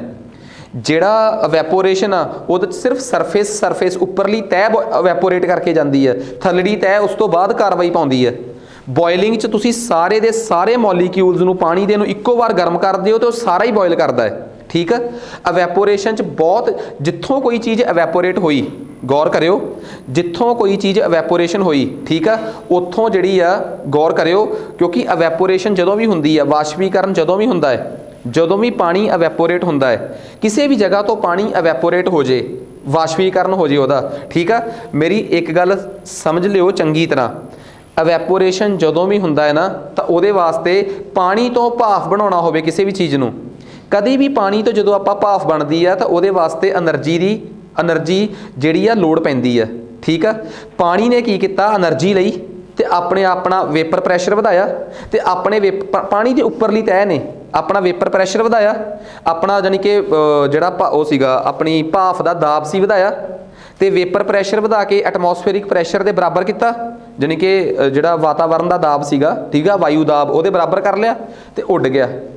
ਜਦੋਂ ਪਾਣੀ ਦੇ ਮੋਲੀਕਿਊਲਸ ਨੇ, ਪਾਣੀ ਦੇ ਕਣਾਂ ਨੇ ਆਪਣੇ ਆਪ ਨੂੰ ਉਡਾ ਲਿਆ, ਉਹਨੂੰ ਕਿਵੇਂ ਉਡਾਇਆ? ਨੋਰਮਲੀ ਪਾਣੀ ਵੈਪੋਰੇਟ ਨਹੀਂ ਕਰਦਾ, ਥੋੜਾ ਜਿਹਾ ਗਰਮੀ ਗੁਰਮੀ 'ਚ ਪਿਆ ਹੋਵੇ ਜਾਂ ਕਿਸੇ ਗਰਮ ਮੌਸਮ 'ਚ ਪਿਆ ਹੋਵੇ ਤਾਂ ਪਾਣੀ ਦੇ ਮੋਲੀਕਿਊਲਸ ਨੂੰ ਮਾੜੀ ਮੋਟੀ ਊਰਜਾ ਮਿਲ ਜਾਂਦੀ ਆਲੇ ਦੁਆਲਿਓਂ, ਤਾਂ ਫਿਰ ਉਹ ਪਾਣੀ ਵੈਪੋਰੇਟ ਕਰਦਾ ਹੈ। ਪਾਣੀ ਨੇ એનર્ਜੀ ਲਈ, ਤਾਕਤ ਲਈ ਤੇ ਆਪਣਾ ਵੇਪਰ ਪ੍ਰੈਸ਼ਰ ਵਧਾਇਆ ਤੇ ਭਾਫ਼ ਬਣ ਕੇ ਉੱਡ ਗਿਆ। ਜਦੋਂ ਪਾਣੀ ਦਾ ਉੱਪਰਲਾ ਸਰਫੇਸ ਆਪਣੀ એનર્ਜੀ ਲੈ ਕੇ ਚਲੇ ਗਿਆ ਤਾਂ ਇੱਕੋ ਦਮ ਉੱਥੇ ਟੈਂਪਰੇਚਰ ਘਟ ਜਾਂਦਾ ਹੈ, ਕਿਉਂਕਿ ਉਹ ਹੀਟ ਨੂੰ ਲੈ ਕੇ ਚਲੇ ਗਿਆ ਆਪਣੇ ਨਾਲ। ਜਦੋਂ ਪਾਣੀ ਇਵੈਪੋਰੇਟ ਹੁੰਦਾ ਤਾਂ ਥੱਲੇ ਦਾ ਬਚੇ ਹੋਏ ਪਾਣੀ ਦਾ ਟੈਂਪਰੇਚਰ ਘਟਾ ਜਾਂਦਾ ਹੈ। ਇਹਦਾ ਮਤਲਬ ਜਿੱਥੇ ਵੀ ਵਾਸ਼ਵੀਕਰਨ ਹੁੰਦਾ ਨਾ, ਇਵੈਪੋਰੇਸ਼ਨ ਹੁੰਦੀ ਆ, ਉਸ ਤੋਂ ਬਾਅਦ ਉਹ ਚੀਜ਼ ਕੀ ਹੋ ਜਾਂਦੀ ਹੈ? ਠੰਡੀ ਹੋ ਜਾਂਦੀ ਹੈ। Evaporation always ਕਾਜ਼ਿਜ਼ cooling. ਵਾਸ਼ਵੀਕਰਨ ਹਮੇਸ਼ਾ ਕਿਸੇ ਚੀਜ਼ ਦੇ ਠੰਡੇ ਹੋਣ ਦਾ ਕਾਰਨ ਬਣਦਾ ਹੈ। ਘੜਿਆਂ ਦੇ ਵਿੱਚ ਪਾਣੀ ਪਿਆ ਹੋਵੇ ਤੇ ਸਾਨੂੰ ਠੰਡਾ ਕਿਉਂ ਲੱਗਦਾ ਹੈ? ਕਿਉਂਕਿ ਘੜੇ ਦੇ ਸਰਫੇਸ ਤੋਂ ਪਾਣੀ ਇਵੈਪੋਰੇਟ ਹੁੰਦਾ ਰਹਿੰਦਾ ਹੈ ਤੇ ਇਵੈਪੋਰੇਸ਼ਨ ਯਾਨੀ ਕਿ ਵਾਸ਼ਪੀਕਰਨ ਦੇ ਪ੍ਰੋਸੈਸ 'ਚ ਹਮੇਸ਼ਾ ਹੀਟ ਰਿਲੀਜ਼ ਹੁੰਦੀ ਹੈ। ਇਸ ਕਰਕੇ ਜਦੋਂ ਹੀਟ ਮਤਲਬ ਕਿ ਕਹਿ ਲਓ ਕਿ ਉੱਥੋਂ ਜਿਹੜਾ ਪਾਣੀ ਹੀਟ ਦੀ ਲੋੜ ਪੈਂਦੀ ਹੈ, ਇਸ ਕਰਕੇ ਗਰਮ ਪਾਣੀ ਜਿਹੜਾ ਸੀਗਾ ਉਹ ਉੱਡ ਗਿਆ ਤੇ ਮਗਰ ਉਹ ਕੀ ਛੱਡ ਗਿਆ ਭਲਾ? ਠੰਡ ਛੱਡ ਗਿਆ, ਕੂਲਿੰਗ ਛੱਡ ਗਿਆ। ਉਸੇ ਕਰਕੇ ਸਾਨੂੰ ਬਚਿਆ ਹੋਇਆ ਪਾਣੀ ਠੰਡਾ ਮਹਿਸੂਸ ਹੁੰਦਾ ਹੈ। ਇਹਦਾ ਮਤਲਬ ਘੜਿਆਂ ਦੇ ਵਿੱਚ ਪਾਣੀ ਆਟੋਮੈਟਿਕਲੀ ਠੰਡਾ ਇਸ ਕਰਕੇ ਹੁੰਦਾ ਹੈ ਕਿਉਂਕਿ ਘੜਿਆਂ 'ਚ ਕਿਹੜਾ ਫਿਨੋਮੇਨਾ ਹੁੰਦਾ ਹੈ? ਇਵੈਪੋਰੇਸ਼ਨ ਦਾ। ਤੇ ਇਵੈਪੋਰੇਸ਼ਨ 'ਚ ਹਮੇਸ਼ਾ ਕੀ ਹੁੰਦਾ ਹੈ? ਜਿਹੜਾ ਪਾਣੀ ਦੇ ਗਰਮ ਮੋਲੀਕਿਊਲਸ ਹੁੰਦੇ ਆ ਉਹ ਵੈਪੋਰੇਟ ਕਰ ਜਾਂਦੇ ਆ ਤੇ ਇਟ ਆਲਵੇਜ਼ ਰਿਲੀਜ਼ਿਜ਼ ਕੂਲਿੰਗ ਇਫੈਕਟ। ਉਹ ਹਮੇਸ਼ਾ ਆਪਣੇ ਆਪ 'ਚ ਆਪਣੇ ਤੋਂ ਬਾਅਦ ਠੰਡਾ ਪ੍ਰਭਾਵ ਛੱਡ ਕੇ ਜਾਂਦੇ ਆ ਕਿਉਂਕਿ ਗਰਮੀ ਨੂੰ ਤਾਂ ਉਹ ਨਾਲ ਹੀ ਲੈ ਗਏ ਆਪਣੇ। ਆਹ ਦੱਸੋ ਕਨਸੈਪਟ ਸਮਝ ਆ ਗਿਆ? ਜੇ ਕਿਸੇ ਨੇ ਮੈਨੂੰ ਪੁੱਛਿਆ ਕਿ ਕੂਲਿੰਗ ਤੇ ਬੋਇਲਿੰਗ 'ਚ ਫਰਕ ਕੀ ਆ, ਉਹ ਵੀ ਮੈਂ ਕਲੀਅਰ ਕਰਤਾ ਕਿ ਕੂਲਿੰਗ ਇਵੈਪੋਰੇਸ਼ਨ ਤੇ ਬੋਇਲਿੰਗ 'ਚ ਕੀ ਫਰਕ ਆ। ਇਵੈਪੋਰੇਸ਼ਨ ਇੱਕ ਸਰਫੇਸ ਸਤਾ ਦਾ ਕੰਸੈਪਟ ਆ ਤੇ ਬੋਇਲਿੰਗ ਪੂਰੇ ਸਿਸਟਮ ਦਾ ਕੰਸੈਪਟ ਆ। ਜਿਹੜੀ ਆ ਮਤਲਬ ਕਿ ਕਹਿ ਲਓ ਇਵੈਪੋਰੇਸ਼ਨ ਆ, ਉਹਦੇ 'ਚ ਬਹੁਤ ਘੱਟ ਹੀਟ ਦੀ ਲੋੜ ਪੈਂਦੀ ਹੈ ਕਿਉਂਕਿ ਸਿਰਫ ਸਤਾ ਦੇ ਮੋਲੀਕਿਊਲਸ ਨੇ ਉੱਡਣਾ ਹੁੰਦਾ ਹੈ। ਬੋਇਲਿੰਗ 'ਚ ਬਹੁਤ ਜ਼ਿਆਦਾ ਹੀਟ ਦੀ ਲੋੜ ਪੈਂਦੀ ਹੈ। ਅਵੈਪੋਰੇਸ਼ਨ ਇੱਕ ਨਾਰਮਲ ਫਿਨੋਮੇਨਾ ਹੈ ਤੇ ਨੈਚੁਰਲ ਫਿਨੋਮੇਨਾ ਹੈ, ਕੁਦਰਤੀ ਆ, ਤੇ ਬੋਇਲਿੰਗ ਤੁਹਾਨੂੰ ਖੁਦ ਕਰਾਉਣੀ ਪੈਂਦੀ ਹੈ।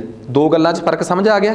ਤੇ ਮੈਂ ਇਹ ਵੀ ਦੱਸਦਾ ਕਿ ਚਾਹੇ ਅਵੈਪੋਰੇਸ਼ਨ ਹੋਵੇ ਚਾਹੇ ਬੋਇਲਿੰਗ ਹੋਵੇ ਜਾਂ ਅਵੈਪੋਰੇਸ਼ਨ ਹੋਵੇ, ਇਹਦੇ ਤੋਂ ਬਾਅਦ ਇੱਕ ਕੂਲਿੰਗ ਫਿਨੋਮੇਨਾ ਕਿਉਂ ਆਉਂਦਾ ਹੈ, ਗੱਲ ਸਮਝ ਆ ਗਈ ਨਾ। ਸੋ ਇਹ ਚੀਜ਼ਾਂ ਸਾਨੂੰ ਬਹੁਤ ਮੈਟਰ ਕਰਦੀਆਂ ਕਿ ਸਾਨੂੰ ਇਹ ਸਾਰੀਆਂ ਗੱਲਾਂ ਪਤਾ ਹੋਣ। ਕੰਸੈਪਟ ਕਲੀਅਰ ਹੈ। ਸੋ ਇਹ ਵੀ ਮੈਂ ਦੱਸਦਾ ਕਿ ਆਹ ਕਹਾਣੀ ਕੀ ਆ। ਹੁਣ ਉਸ ਤੋਂ ਬਾਅਦ ਅਗਲੀ ਚੀਜ਼ ਮੈਂ ਦੱਸੀ ਆ, ਇੱਕ ਸ਼ਬਦ ਮੈਂ ਵਰਤਿਆ ਅਵੈਪੋਰੇਸ਼ਨ, ਜਿਹਨੂੰ ਮੈਂ ਕਿਹਾ ਵਾਸ਼ਪੀਕਰਨ। ਇੱਕ ਚੀਜ਼ ਮੈਂ ਵਰਤੀ ਆ ਬੋਇਲਿੰਗ, ਜਿਹਨੂੰ ਮੈਂ ਕਿਹਾ ਉਬਾਲਣਾ। ਠੀਕ ਆ, ਇਹਨਾਂ ਦੋਵਾਂ ਦੇ ਵਿੱਚ ਜਿਹੜਾ ਫਰਕ ਸੀ ਮੈਂ ਹੁਣ ਬੋਲਿਆ ਸਟੈਪ ਬਾਏ ਸਟੈਪ, ਉਹ ਸਾਰੇ ਦਾ ਫਰਕ ਸਟੈਪ ਬਾਏ ਸਟੈਪ ਮੈਂ ਇੱਥੇ ਦੱਸਦਾ ਕਿ ਅਵੈਪੋਰੇਸ਼ਨ ਇੱਕ ਸਲੋ ਪ੍ਰੋਸੈਸ ਆ ਤੇ ਬੋਇਲਿੰਗ ਦਾ ਪ੍ਰੋਸੈਸ ਬਹੁਤ ਜ਼ਿਆਦਾ ਹੈ। ਅਵੈਪੋਰੇਸ਼ਨ 'ਚ ਸਿਰਫ ਤਹਿ ਵਾਲੇ ਸਰਫ ਜਿਹੜੀ ਉੱਪਰਲੀ ਸਤ੍ਹਾ ਹੁੰਦੀ ਆ ਉਹਦੇ ਮੋਲੀਕਿਊਲਸ ਹੀ ਇਨਵੋਲਵਡ ਹੁੰਦੇ ਆ, ਪਰ ਬੋਇਲਿੰਗ ਦੇ ਵਿੱਚ ਸਾਰੇ ਦਾ ਸਾਰਾ ਪਾਣੀ ਇਨਵੋਲਵਡ ਹੁੰਦਾ ਹੈ। ਕਹਾਣੀ ਕਲੀਅਰ ਆ। ਇਹ ਉਹ ਗੱਲਾਂ ਨੇ ਜਿਹੜੀਆਂ ਕਈ ਨਾ ਕਈ ਤਰੀਕਿਆਂ ਨਾਲ ਤੁਹਾਡੇ ਪੇਪਰਾਂ 'ਚ ਸਵਾਲ ਬਣਨਗੀਆਂ, ਤੇ ਫਿਰ ਜੇ ਉਹ ਸਵਾਲ ਬਣਨਗੀਆਂ ਤੇ ਉਹਨਾਂ ਸਵਾਲਾਂ ਦੇ ਸਾਨੂੰ ਜਵਾਬ ਚਾਹੀਦੇ ਆ।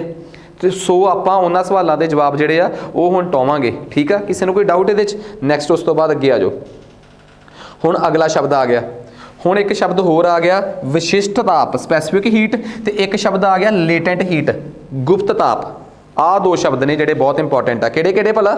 ਸਪੈਸੀਫਿਕ ਹੀਟ ਤੇ ਦੂਜਾ ਸ਼ਬਦ ਕਿਹੜਾ ਹੈ? Latent heat. ਵਿਸ਼ਿਸ਼ਟ ਤਾਪ ਤੇ ਗੁਪਤ ਤਾਪ, ਇਹਨਾਂ ਦੋਵਾਂ 'ਚ ਫਰਕ ਕੀ ਆ? ਆ ਜਾਓ ਪਹਿਲਾਂ ਆਪਾਂ ਇਹਨੂੰ ਥੋੜਾ ਜਿਹਾ ਸਾਈਡ ਤੇ ਸਮਝ ਲਈਏ, ਫੇਰ ਅੱਗੇ ਆਉਨੇ ਆ। ਠੀਕ ਆ,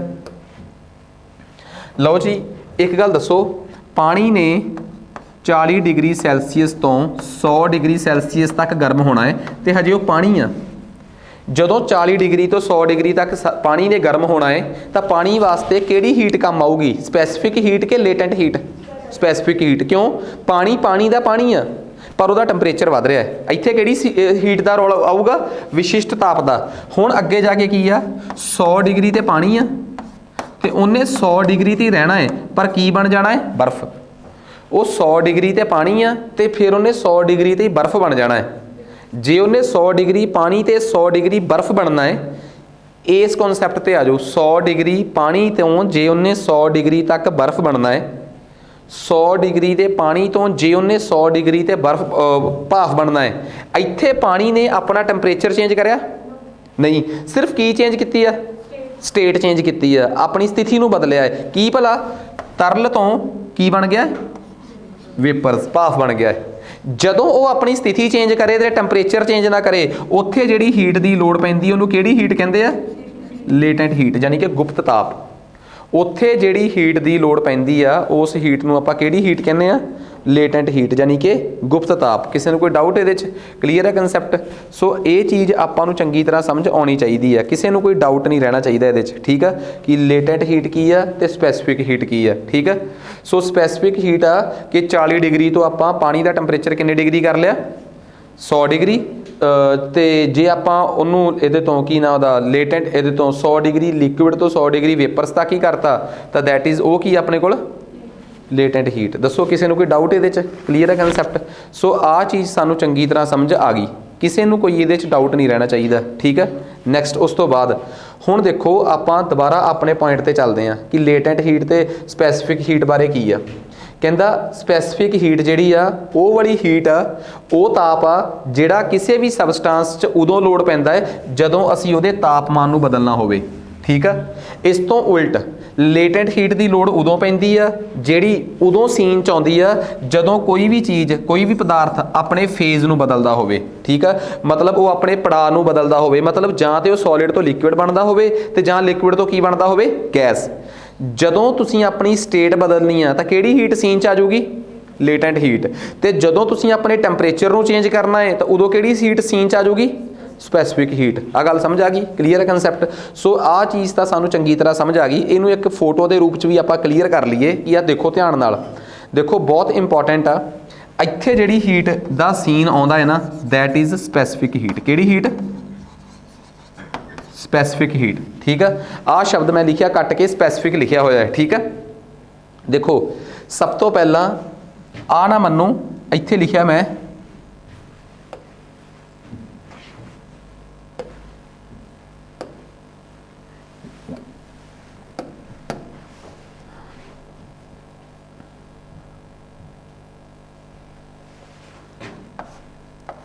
ਆਏ 0 ਡਿਗਰੀ ਇੱਥੇ ਹੈਗਾ ਹੈ 100 ਡਿਗਰੀ। ਠੀਕ ਆ, ਆ ਕੱਟ ਕੇ ਕੀ ਲਿਖਤਾ ਮੈਂ, ਸਪੈਸੀਫਿਕ ਹੀਟ। ਠੀਕ ਹੈ ਜੀ, ਗੌਰ ਕਰਿਓ ਹੁਣ ਇੱਥੇ ਬਹੁਤ ਇੰਪੋਰਟੈਂਟ ਚੀਜ਼ ਹੈ। ਪਾਣੀ ਪਹਿਲਾਂ 0 ਡਿਗਰੀ ਤੇ ਸੀਗਾ, 0 ਡਿਗਰੀ ਪਾਣੀ ਜਿਹੜਾ ਟੈਂਪਰੇਚਰ ਵਧਾਉਂਦਾ ਵਧਾਉਂਦਾ 100 ਡਿਗਰੀ ਪਾਣੀ ਤੱਕ ਚਲੇ ਗਿਆ। ਇੱਥੇ ਕਿਹੜੀ ਹੀਟ ਦਾ ਰੋਲ ਆ ਭਲਾ, ਸਪੈਸੀਫਿਕ ਹੀਟ। ਫਿਰ ਉਹਨੇ ਕੀ ਕੀਤਾ, ਇੱਥੇ ਜਾ ਕੇ ਉੱਪਰ ਨੂੰ ਨਾ ਗੌਰ ਕਰਿਓ, ਇਸ ਪਾਸੇ ਉੱਪਰ ਨੂੰ ਕੀ ਵੱਧ ਰਿਹਾ ਭਲਾ, ਟੈਂਪਰੇਚਰ, ਉੱਪਰ ਨੂੰ ਟੈਂਪਰੇਚਰ ਵੱਧ ਰਿਹਾ। ਫਿਰ ਇੱਥੋਂ ਲੈ ਕੇ ਇੱਥੋਂ ਤੱਕ ਪਾਣੀ ਜਿਹੜਾ ਸੀਗਾ ਨਾ, ਉਹਨੇ ਆਪਣਾ ਟੈਂਪਰੇਚਰ ਨਹੀਂ ਵਧਾਇਆ। ਟੈਂਪਰੇਚਰ ਕਿੱਧਰ ਨੂੰ ਵਧਣਾ ਸੀ ਭਲਾ, ਉੱਪਰ ਨੂੰ। ਮੈਂ ਲਾਈਨ ਨੂੰ ਉੱਧਰ ਨੂੰ ਲੈ ਗਿਆ, ਇਹਦਾ ਮਤਲਬ ਇੱਥੋਂ ਲੈ ਕੇ ਇੱਥੋਂ ਤੱਕ ਟੈਂਪਰੇਚਰ ਨਹੀਂ ਵਧਿਆ, ਪਰ ਕੀ ਚੇਂਜ ਹੋ ਗਿਆ ਭਲਾ, ਸਟੇਟ ਚੇਂਜ ਹੋ ਗਈ। ਇੱਥੋਂ ਲੈ ਕੇ ਇੱਥੋਂ ਤੱਕ ਜਿਹੜੀ ਹੀਟ ਦੀ ਲੋੜ ਆ, ਉਹ ਕਿਹੜੀ ਹੀਟ ਆ ਭਲਾ, ਲੇਟੈਂਟ ਹੀਟ। ਫਿਰ ਉਹ 100 ਡਿਗਰੀ ਪਾਣੀ ਤੋਂ 100 ਡਿਗਰੀ ਭਾਫ ਬਣ ਗਿਆ। ਫਿਰ ਉਹ 100 ਡਿਗਰੀ ਭਾਫ ਦਾ ਟੈਂਪਰੇਚਰ ਵਧਣ ਲੱਗ ਪਿਆ। ਜਦੋਂ ਉਹ ਭਾਫ ਦਾ ਟੈਂਪਰੇਚਰ ਵਧਣ ਲੱਗ ਪਿਆ, ਫਿਰ ਉੱਥੇ ਕਿਹੜੀ ਹੀਟ ਕੰਮ ਆ ਗਈ, ਸਪੈਸੀਫਿਕ ਹੀਟ। ਆ ਜਾਓ ਹੁਣ ਥੱਲੇ, ਇੱਥੇ 0 ਡਿਗਰੀ ਤੇ ਆ ਪਾਣੀ। ਫਿਰ ਉਹ 0 ਡਿਗਰੀ ਪਾਣੀ ਜਿਹੜਾ ਹੈ ਉਹ ਲਿਕੁਇਡ ਤੋਂ ਸੋਲਿਡ 'ਚ ਤਬਦੀਲ ਹੋ ਗਿਆ। ਇਸ ਸਟੇਜ ਤੇ ਵੀ ਟੈਂਪਰੇਚਰ ਨਹੀਂ ਵਧਿਆ, ਕਿਉਂਕਿ ਟੈਂਪਰੇਚਰ ਨੇ ਤਾਂ ਉੱਪਰ ਨੂੰ ਵਧਣਾ ਸੀਗਾ। ਸੋ ਇੱਥੇ ਉਹ 0 ਡਿਗਰੀ ਪਾਣੀ ਤੋਂ ਇੱਥੇ ਵੀ 0 ਡਿਗਰੀ ਹੋਈ ਆ। ਇੱਥੇ 0 ਡਿਗਰੀ ਕੀ ਹੈ ਭਲਾ, ਬਰਫ਼ ਬਣ ਗਈ। ਹੁਣ ਬਰਫ਼ ਤੋਂ ਬਾਅਦ ਉਹਦਾ ਟੈਂਪਰੇਚਰ ਹੋਰ ਘਟਣ ਲੱਗ ਪਿਆ, ਥੱਲੇ ਨੂੰ ਹੋਰ ਨੈਗੇਟਿਵ ਨੂੰ ਜਾਣ ਲੱਗ ਪਿਆ ਟੈਂਪਰੇਚਰ। ਤੇ ਜਿੰਨਾ ਟੈਂਪਰੇਚਰ ਨੈਗੇਟਿਵ ਨੂੰ ਜਾਣ ਲੱਗ ਪਿਆ, ਉੱਥੇ ਫਿਰ ਕਿਹੜੀ ਹੀਟ ਆ ਗਈ, ਸਪੈਸੀਫਿਕ ਹੀਟ। ਤਾਂ ਕੋਈ ਦੱਸ ਸਕਦਾ ਸਟੇਟ ਕਿੱਥੇ ਕਿੱਥੇ ਬਦਲੀ ਆ? ਇੱਕ ਤਾਂ ਇਸ ਜਗ੍ਹਾ ਤੇ ਉਹ ਸੋਲਿਡ ਤੋਂ ਕਿੱਚ ਕਨਵਰਟ ਹੋਇਆ ਲਿਕੁਇਡ 'ਚ, ਤੇ ਇੱਕ ਇਸ ਜਗ੍ਹਾ ਤੇ ਉਹ ਕਿੱਚੋਂ ਕਿੱਚ ਕਨਵਰਟ ਹੋਇਆ ਭਲਾ, ਲਿਕੁਇਡ ਤੋਂ ਗੈਸ 'ਚ। ਸੋ ਸਭ ਤੋਂ ਪਹਿਲੀ ਗੱਲ ਇਹ ਆ ਕਿ ਜਿੱਥੇ ਤਾਂ ਸਟੇਟ ਬਦਲੀ ਹੋਵੇ ਉੱਥੇ ਆਪਾਂ ਕੀ ਕਹਿੰਦੇ ਆ, ਲੇਟੈਂਟ ਹੀਟ, ਯਾਨੀ ਕਿ ਗੁਪਤ ਤਾਪ।